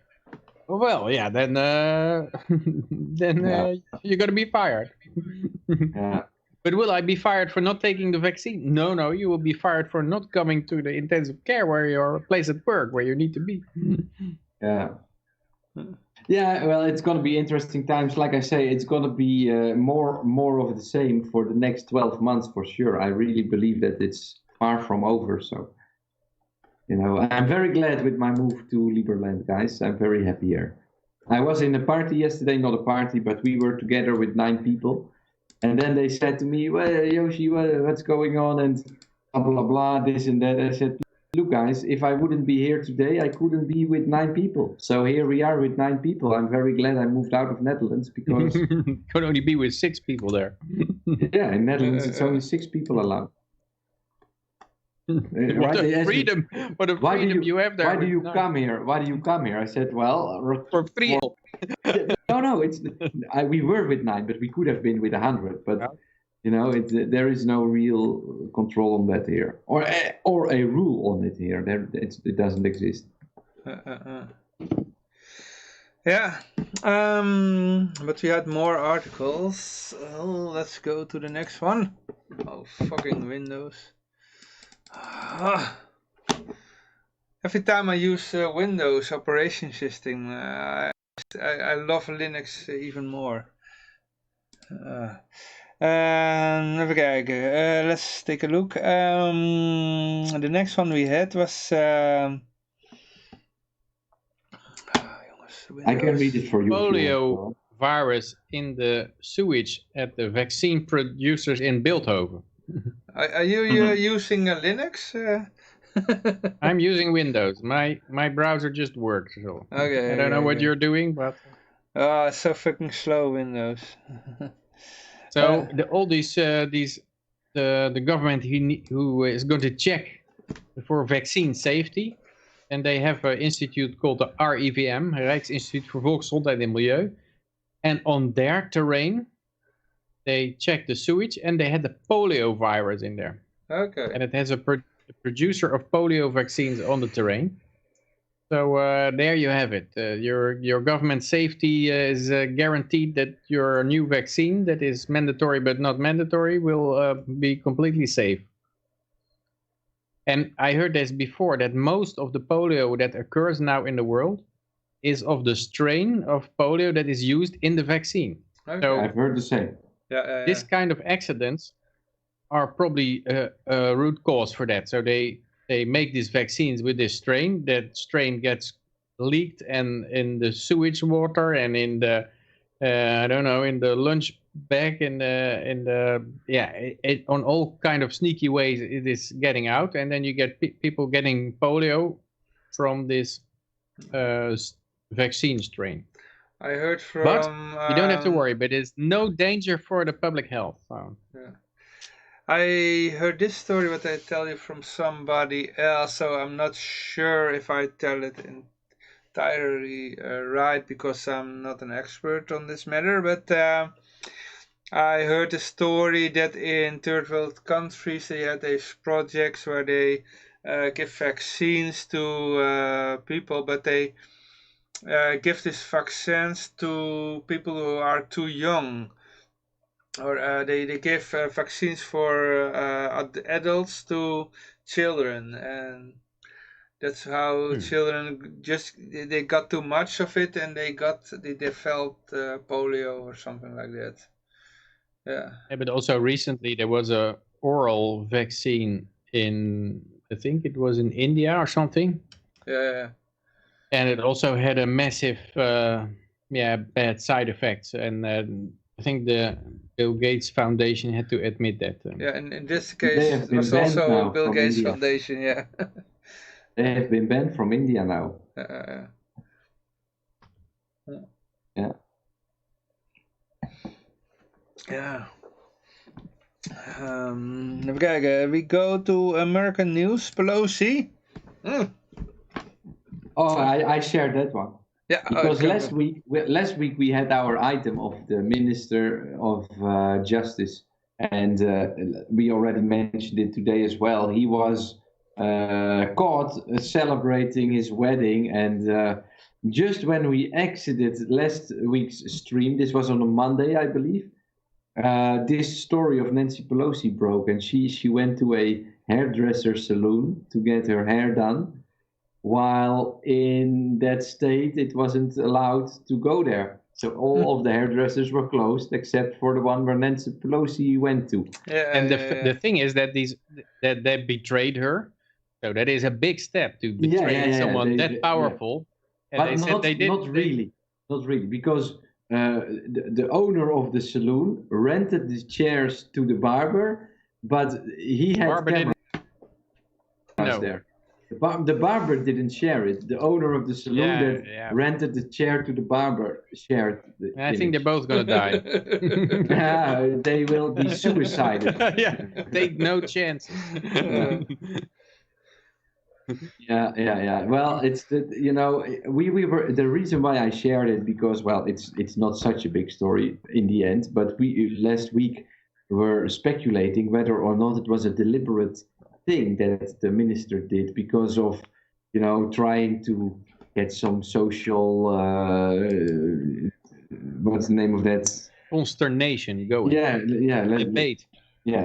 And now exactly when we spoke about it, and Nancy Pelosi was doing the same, as if Dame Agenda, just in a slightly different timeline. So but it's also a show of power if you show that you're the one. It's like, what was this movie that this guy is confronted with some people who get out of a helicopter, and they ask, who's the one flying around with an unmarked helicopter? And that means that if you can fly around with an unmarked, everyone needs a license plate, but if you can drive around without one, that means that you're really on top of the hierarchy. That is, special, the maximum privilege you can have. A license to kill. And I think if you can go to the hair salon and ignore these rules, it shows how powerful you are. But yeah, I think, and that it has a little bit of they usually twist it like this. Nancy Pelosi said, I was set up by the hair salon. So she is blaming the hair salon now for what happened. And, well, she called the hair salon herself, but the hair salon did in the end share that video, of course, with her. Yeah, but can you say that it was a setup? No, it was not a setup. But she did what politicians always use, is blame the other side for what you have done wrong. Yeah, that's true. Yeah. The owner who shared all this information that was meant to be privacy. It was a Trump supporter. Now whole California is looking orange now with these fires and the smoke. They always say orange man bad, and now all this left bulwark in San Francisco is looking orange. Orange. Now we go to San Francisco, I don't by the mind way. The fires. I just wish there was no orange glow. Yeah.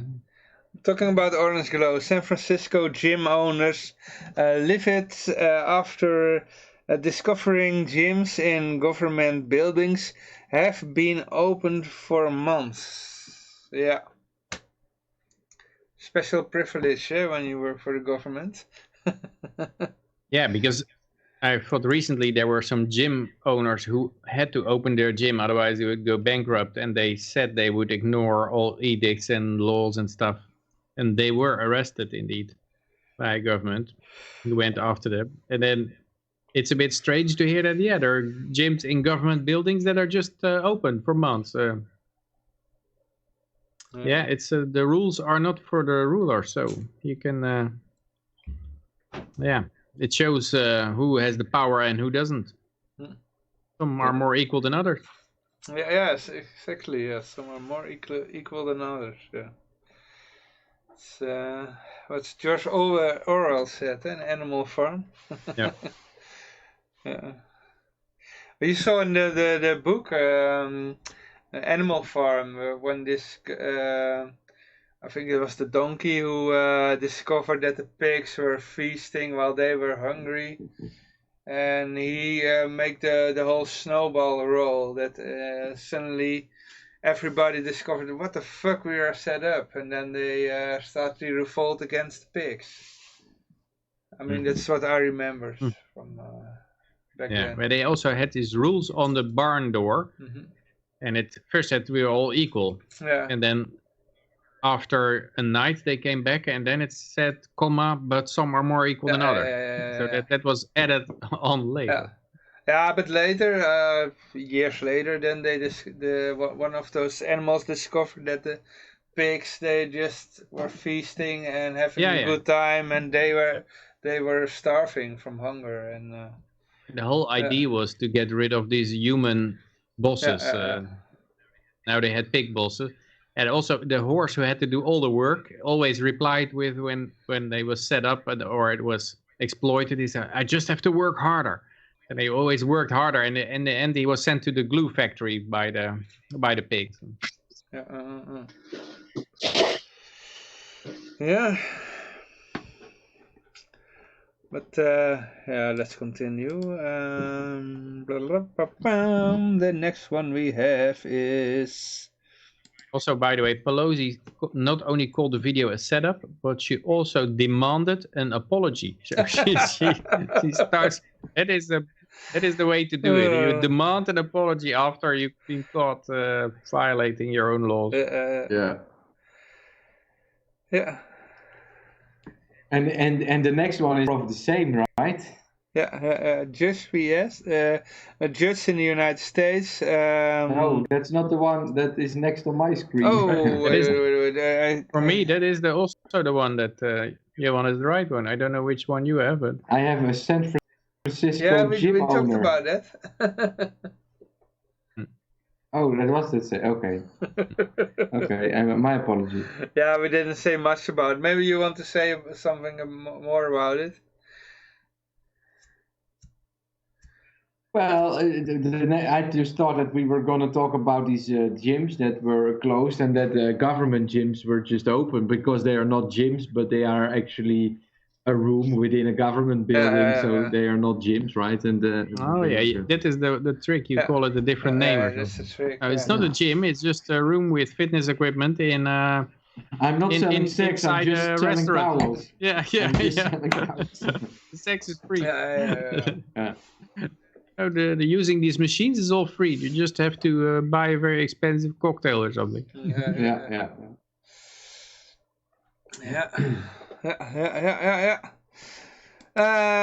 But we have a judge in the United States of America who says that whistleblowers like Snowden.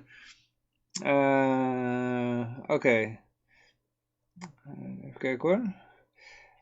He says the judge in the United States says the whistleblower Snowden, he revealed this eavesdropping program, and that eavesdropping program was illegal. The government was not, according to his judge, to listen to spy on American people, which is in the Constitution. It's not rocket science. It's just, I have a question. Because when did Snowden release that information? 2013. 13. So we are now in 20. That means the information that we already knew was true since 2013, because we could all look into what Snowden said. Now officially. And it takes 7 years for such a thing to become official. So what has happened over the last 7 years that we need a corona today to stop all these things from happening, right? Because that is what I believe. I'm looking into all these whistleblowers lately, and they are all, every story is incredibly convincing, and you just know that the government has been doing wrong. So they are just buying time, and now with Corona again, buying time, destroy the entire system so that those kind of things cannot be judged anymore. They cannot come in front of a court, and therefore we can just keep on going as if nothing happened because it's not official yet. We know it happened. But I think they also need 7 years to come up with an alternative way of doing it. the legal way of spying on American citizens is asking the British Secret Service to spy on them, and then you spy on British citizen, and then you exchange information. And the same thing is happening with these swap lines. Like the central bank open a swap line, so they borrow dollars to the European government, and the other way around. And then we're not monetizing our debt. We're monetizing someone else's debt, and they are monetizing our debt. And it's like we found a legal loophole in our own laws, and that will save us. It's just nonsense. Of course, That's a very good point you make. I don't think they will stop any of this, but and I don't think it is safe for Snowden to come back either.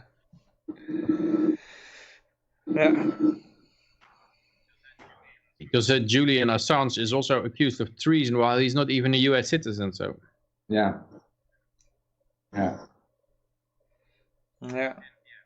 And it has been revealed also now that these FISA rules, like, because of terrorism, then the government is allowed to spy on American people, but only if they have a FISA warrant.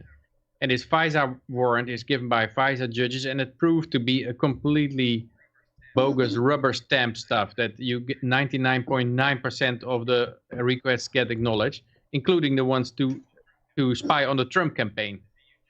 You just have to bring in some foreign component. They had this report, a Steele dossier from this ex-British spy, and they said, there's someone in the campaign of Trump who is we suspect is collaborating with the Russians, and then you have a whole opening. So you can spy on everyone. Then that you have a FISA warrant. And so this whole FISA warrant means absolutely nothing. And it's the same with all these secret courts, because all these media companies like Facebook and Google and stuff, Snowden revealed in his prison programs that they all had to show up in secret courts, in U.S. secret courts, which and we're not allowed to talk about it. But that means that even if these companies are censoring everyone now, you don't know if they are doing that because it's their policy and their people are really behind it, or if they are just told to do this in these secret courts, on which they are not allowed to talk, because they have been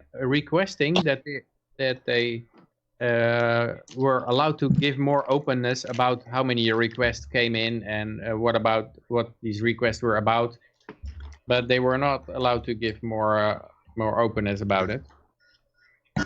So in fact, all this stuff is controlled by the government, by the FISA courts.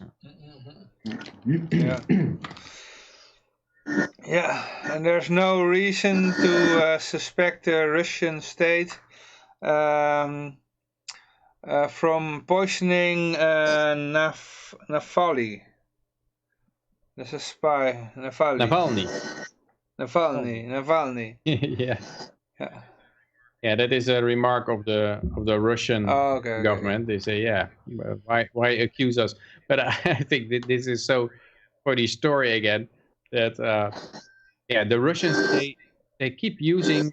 What is this noise here? Noise coming in. Also looking. Somebody has a friend.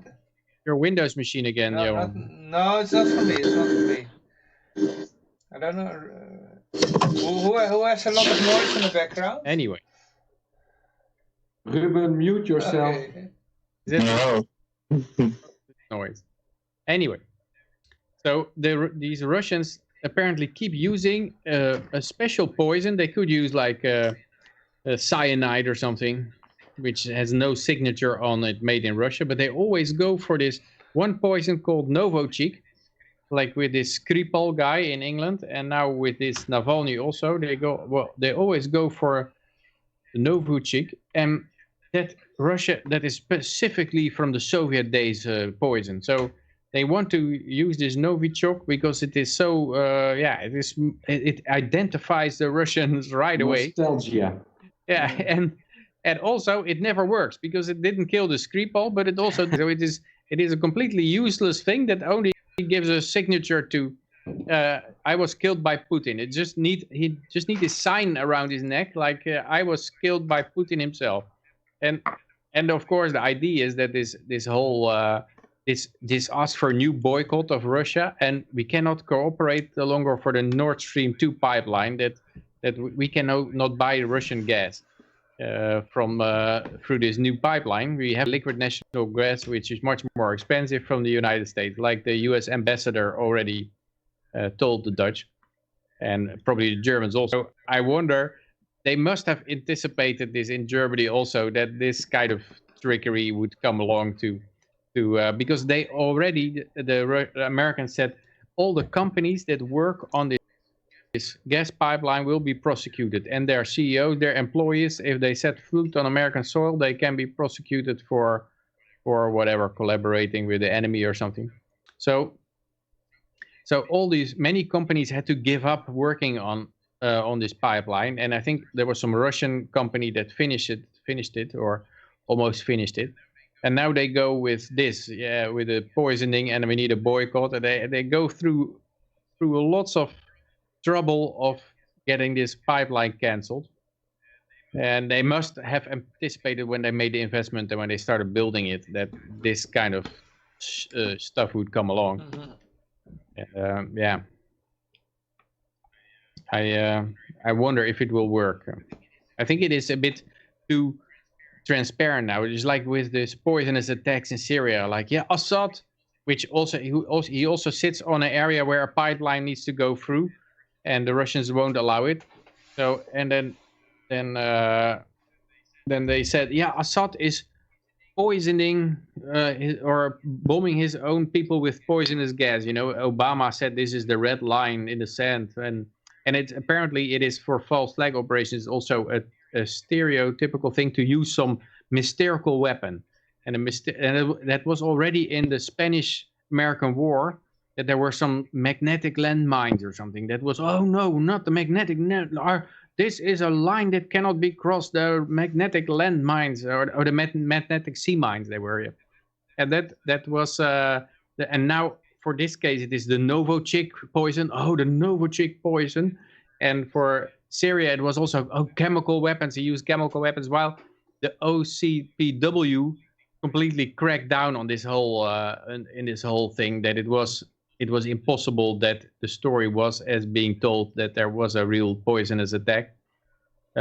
So the strange thing was also that Assad was winning this war. So just before giving the final blow, he decides to use poisonous gas and get the whole international community and a counterattack on his neck. So all these things I think are very suspicious, especially when some mysterious poison or some mysterious gas or some new weapon is involved. So True. And of course Germany is directly involved here. So he was flown back to Germany, so now Germany is involved, and that is where this Nord Stream 2 pipeline ends. And Germany is more in favor of Russia than most other Western countries. Yeah, they had already pressured like the Baltic states to stop this pipeline, but a lot of this stuff is anticipated, and of course the investors who put money in, they know this kind of stuff is going to happen. Just like when you start a company like Uber, you know that the taxi branch is going to fight you tooth and nail with their monopoly, and you have to set aside an enormous amount of money to bribe politicians and to fight back, more or less. And then still, now that we mentioned Uber, it doesn't always work, because I don't know if you saw it, but last week Uber got a court case against them. Yeah, in California. In California. And California, what I heard from Mike Maloney, who told me about this story, California is like the biggest market of Uber, and they are not allowed to say that the people who drive for Uber are independent contractors. So they all have to become employees of Uber, and their salary, they need to get salary from Uber or something like that. It was... Yeah, and healthcare and all this secondary stuff, and which makes it immediately impossible and a big liability also because and employees are a liability. on top of that is that if you get a contract like the one that Uber is told they have to give, then you get paid for overtime and extra hours, and that means if you drive more than 12 hours, you get paid more. So every Uber driver is now basically Cab driver. They are all being told that, or not being told, but they all get extra pay, so they are incentivized. That was the word I was looking for. They are incentivized to drive more than 12 hours per day, but I don't know if you ever drove more than 12 hours per day after you drive 12 hours. That is the not risk healthy. of you. Yeah, the risk Accident. of you causing an accident is raising tremendously. So, but terrible, I think Uber and Lyft both immediately stopped working in California, suspended operations. Could be. There you see the effect that maybe there were some employees who thought like, oh, this is great, I will earn lots more money with this new law, and then they see Uber and Lyft immediately firing all of them, and basically they are now without income. So the real minimum wage is always zero. That is that's an important statement. Yeah. Exactly. Minimum wage went up to 15. No, the real minimum wage is zero. Yeah. But we go to the next article, and then we go to Donald Trump, and I have a little sound clip. And I have to search for it. He mentioned the Libertarian Party. Yeah. Trump says he's somewhat libertarian himself. Yeah. But I didn't know how to interpret this, but I had to. People say it's important for you to win it, not because you would be president, but because it sends a message to the country, and that itself calms down. So conservatives or Republicans in blue states that would kind of be like, oh, it doesn't matter if I vote. What do you tell them tonight? I think I could win. I think I did win the popular vote in a true sense. I think there was tremendous cheating in California. There was tremendous cheating in New York and other places. And if you take a look at the Libertarian, they always talk about Jill Stein. Jill Stein took, 0.5%? They talk about Jill Stein. Well, I have a Libertarian. I'm somewhat Libertarian. I have to be honest with you. Rand Paul will tell you that. I have a Libertarian candidate on last time that got, 4.5% or so. Those are all Republican voters. They're wasting their vote because they have to vote for us. But this time, the popular vote would be a huge message to the country. If there wasn't a Libertarian on the ticket, I would win the popular vote. I would have won it last time. Okay. The popular vote. Okay. Yeah. He says that the Libertarian vote is stealing more away from him than just Jill Stein did with on the left side. I don't know. And he's somewhat libertarian. Yeah, of course. Then he's somewhat libertarian in order to get these votes. That was a sound clip. But I think he might. The polls might show him to speak a little libertarian. Yeah, because I think also last week he said, this military-industrial complex is just, they want to keep on going with these wars. They never want to pull the troops back. They always want a new war or something, which is a very libertarian way. So maybe he was whispered in his ear like, you need to get some of these libertarians. But at the same time, he signed, I think Lockheed Martin signed an $8 billion deal to develop a new intercontinental ballistic missile. So, it's all talk and no action, because at the same time as he bemoans the military-industrial complex, who always want to keep on warring, he hands out a fat contract to Lockheed Martin. But he did not start a war. In his not yet. Is true. He didn't. I think he didn't end one either. But actually, he didn't start a new one. He signed a contract last week with the Prime Minister of Serbia regarding Kosovo. I don't know if you got that in your feed. But Kosovo here is like the coronavirus of Serbia. They have that stuff happening on television every day. For the last so many years. I don't want to say too much about him because I don't want to talk about Serbian politics. But he got the Prime Minister to sign an agreement which allowed Kosovo to have their own independent economy. So basically their own independent tax, if I get it right. So that's a big breakthrough. Big breakthrough. So in Serbia, they're happy with that, or no, not at all, because no? Kosovo is like the origin of Serbia is in Kosovo. So okay, so it's a bit all like the songs, all the culture comes from Kosovo, and every Serb feels like Kosovo is a part of Serbia. And for the ones that don't know, inside of Kosovo's capital, Pristina, is a statue of Bill Clinton. And yeah. And the Serbs here, on average, say that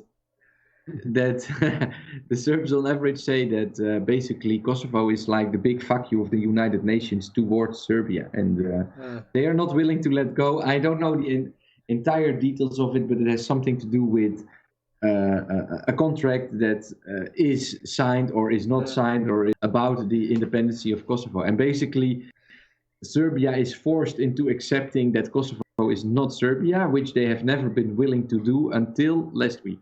So okay. But I was in Kosovo, I think 2 years ago or something. But yeah, there's a lot of NATO there. So of course, yes. This is giant NATO base there. This is how all the drugs get into the Balkans, through Kosovo. Of course, I cannot prove that. You know, it's my tinfoil hat. But that's the story. But if you buy drugs, it always says "Made in USA." NATO stamp. You mean the hard drugs, not the weed? Because when I was driving through this neutral zone around the Donau, I smelled a lot of stuff that was not... I don't know what you're talking about. You have these fields where they make the hop for the beer brewery, and there was some... I smelled something that was related to the hop. If you know what I mean. Well, like I said, I don't you know. Don't know. Okay, you don't know. Nobody knows.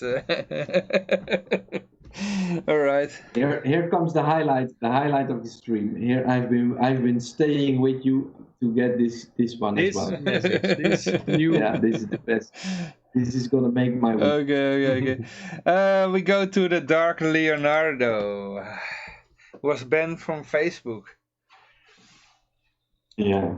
Oh, yeah. So he's a Black Pete, and Facebook has said that they were gonna ban all Black Petes from Facebook. All is he a Black Pete? He's a Black Leonardo. Because it's racism and blah blah blah.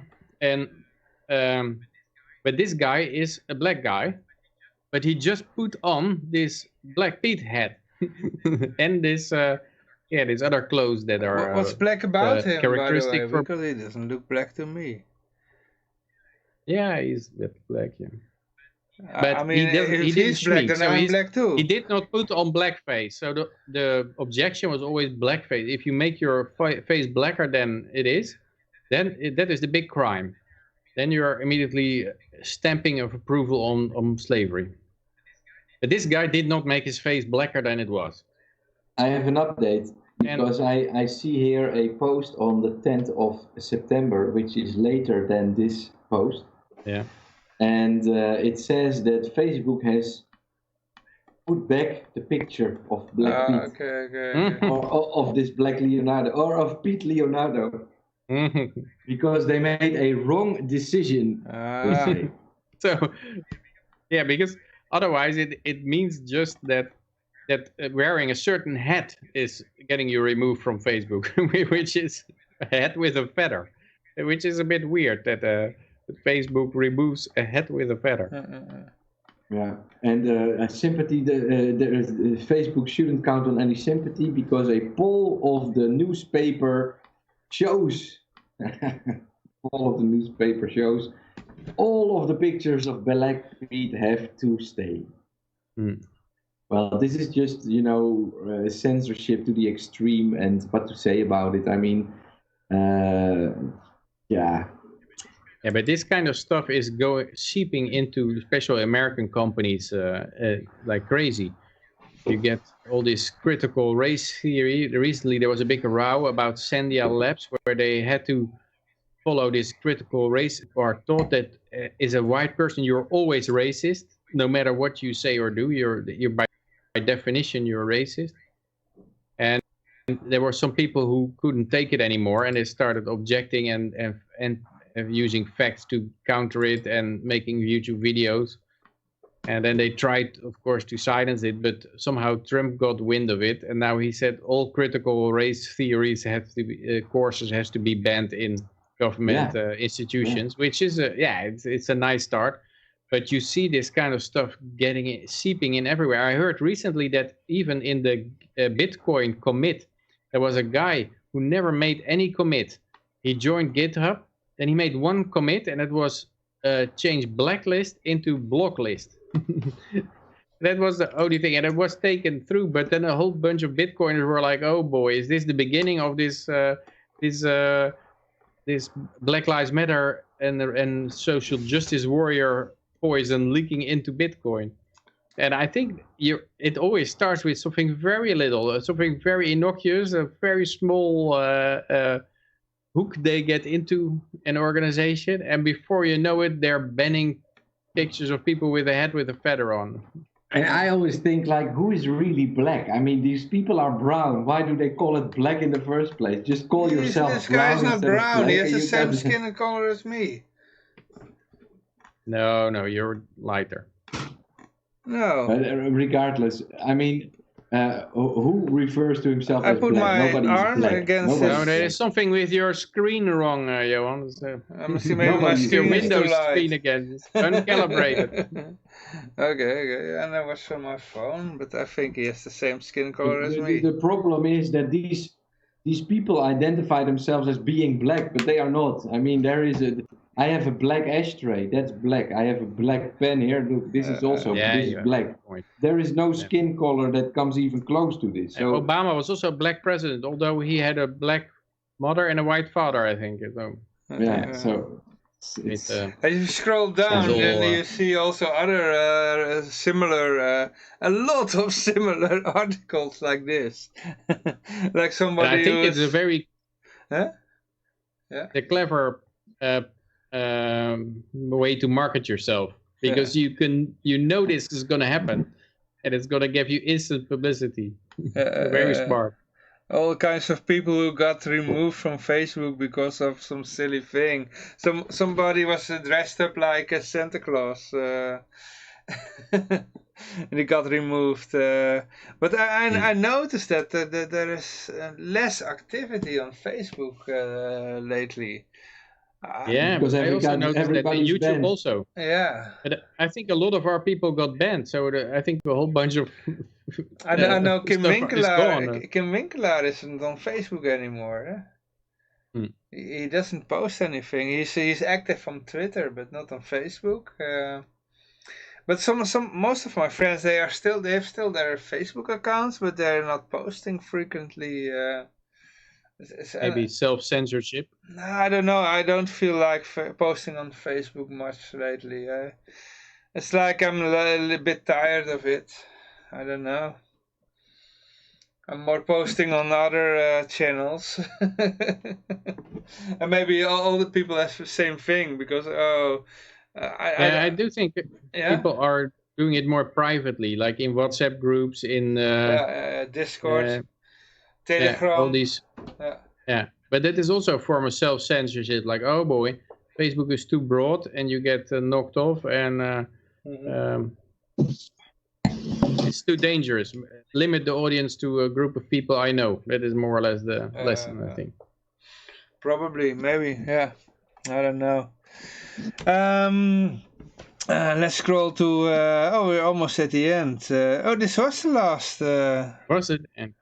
I don't mind. So Yoshi, was it worth it for you? This waiting absolutely. For this? Absolutely. I could say that people are not black. No person is black. I wonder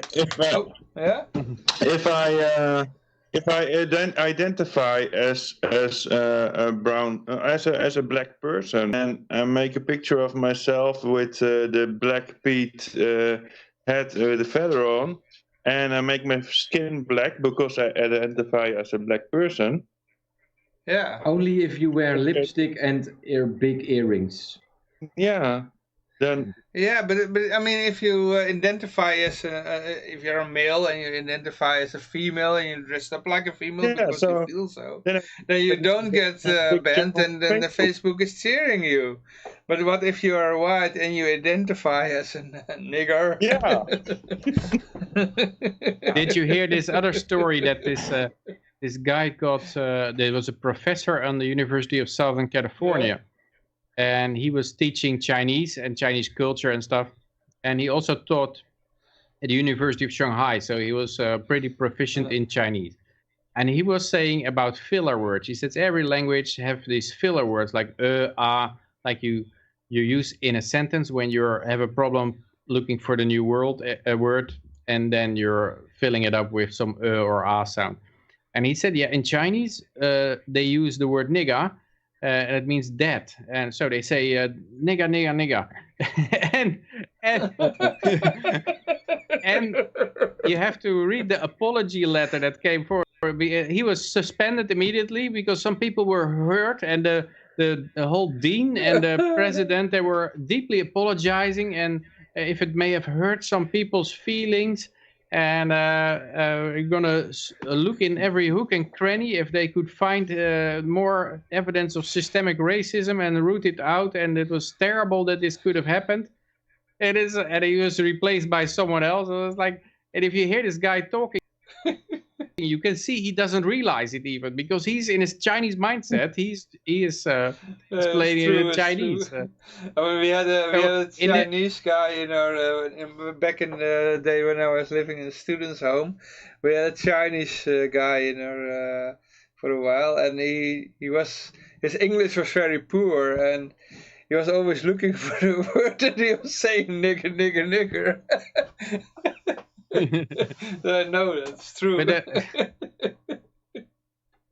But the strange thing is also that in the name of diversity, you cannot speak a certain language anymore now. The Chinese language is banned in the name of diversity.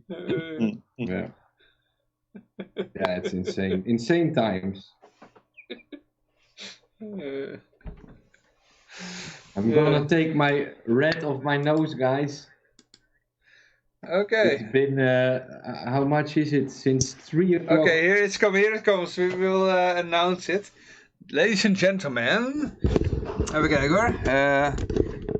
Here comes the round of the nose! Van Jossie. What happened? Yeah? Is it happening? Long day, guys. It's happening! It's happening! It's happening! This already happened? Oh, sorry. It already happened. It happened. Oh, Jesus.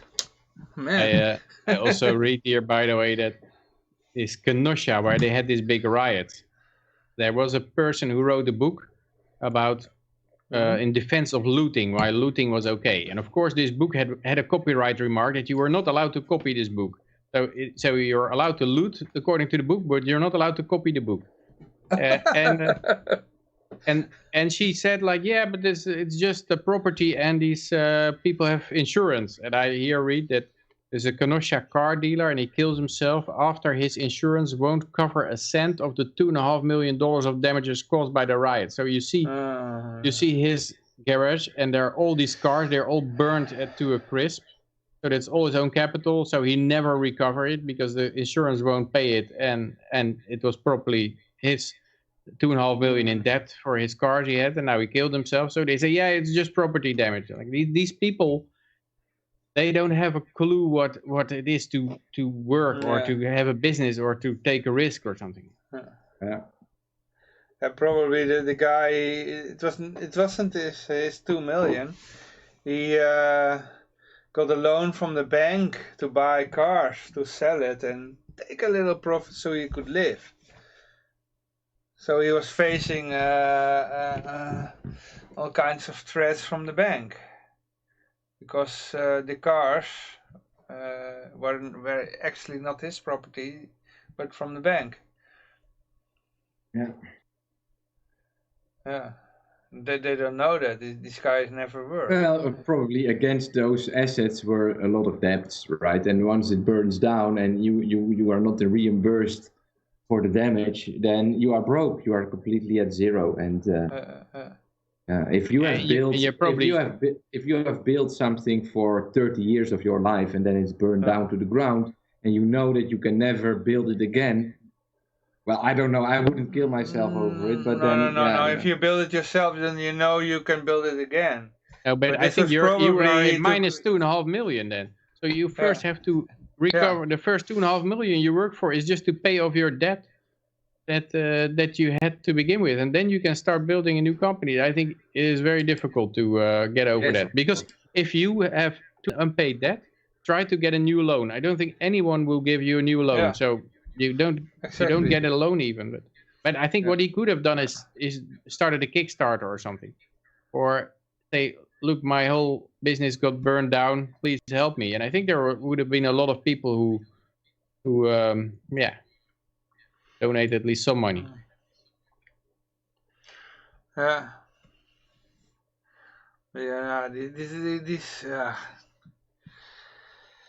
There's also this video from this black woman who her store was burned down to the ground by Black Lives Matter. And she was black, it's just an excuse to loot. That is also what she said. You're just looking for an excuse to loot. But I think we're at the end. We're at the end. So Guys, I so want to talking you. in English. Next week I will do the introduction in Dutch, and then we can just talk in Dutch. What about that? Yeah. So this is a one-time experience, and now all the people know how we sound in English. And if you say let's do it again, then let us know in the comments. Well, we end with one viewer like always, so nobody's gonna respond. Oh, that's you. No, it's not me, because I don't play the stream when I look at the chat. I can look. Okay. I can have a look, but were there any comments in the chat? Not anymore. No, not as of late. Okay. We got Piltertje 25, I think, is the one watching at the moment. Ik denk dat gewoon iemand is die Nederlands kan praten. Pjottertje is klinkt niet als een Nederlandse naam. Het is Russisch voor Peter, is het? Oké, maybe it's a Russian guy. Oh, sorry, a Russian guy. Ja. Oh, ben jij dat, Peter? En Eldorado is nog steeds met ons. Oh, is stil. Oké. Oh, Eldorado. Belasting niet het geduld om het te kijken. Nee. Ja, maar goed, die tappen gewoon... sorry. Ja, ik ga gewoon Nederlands praten. Dus die tappen gewoon Skype af. Ja. And they have the NSA port. That's why Windows is so slow here. Because I think it has an open connection to the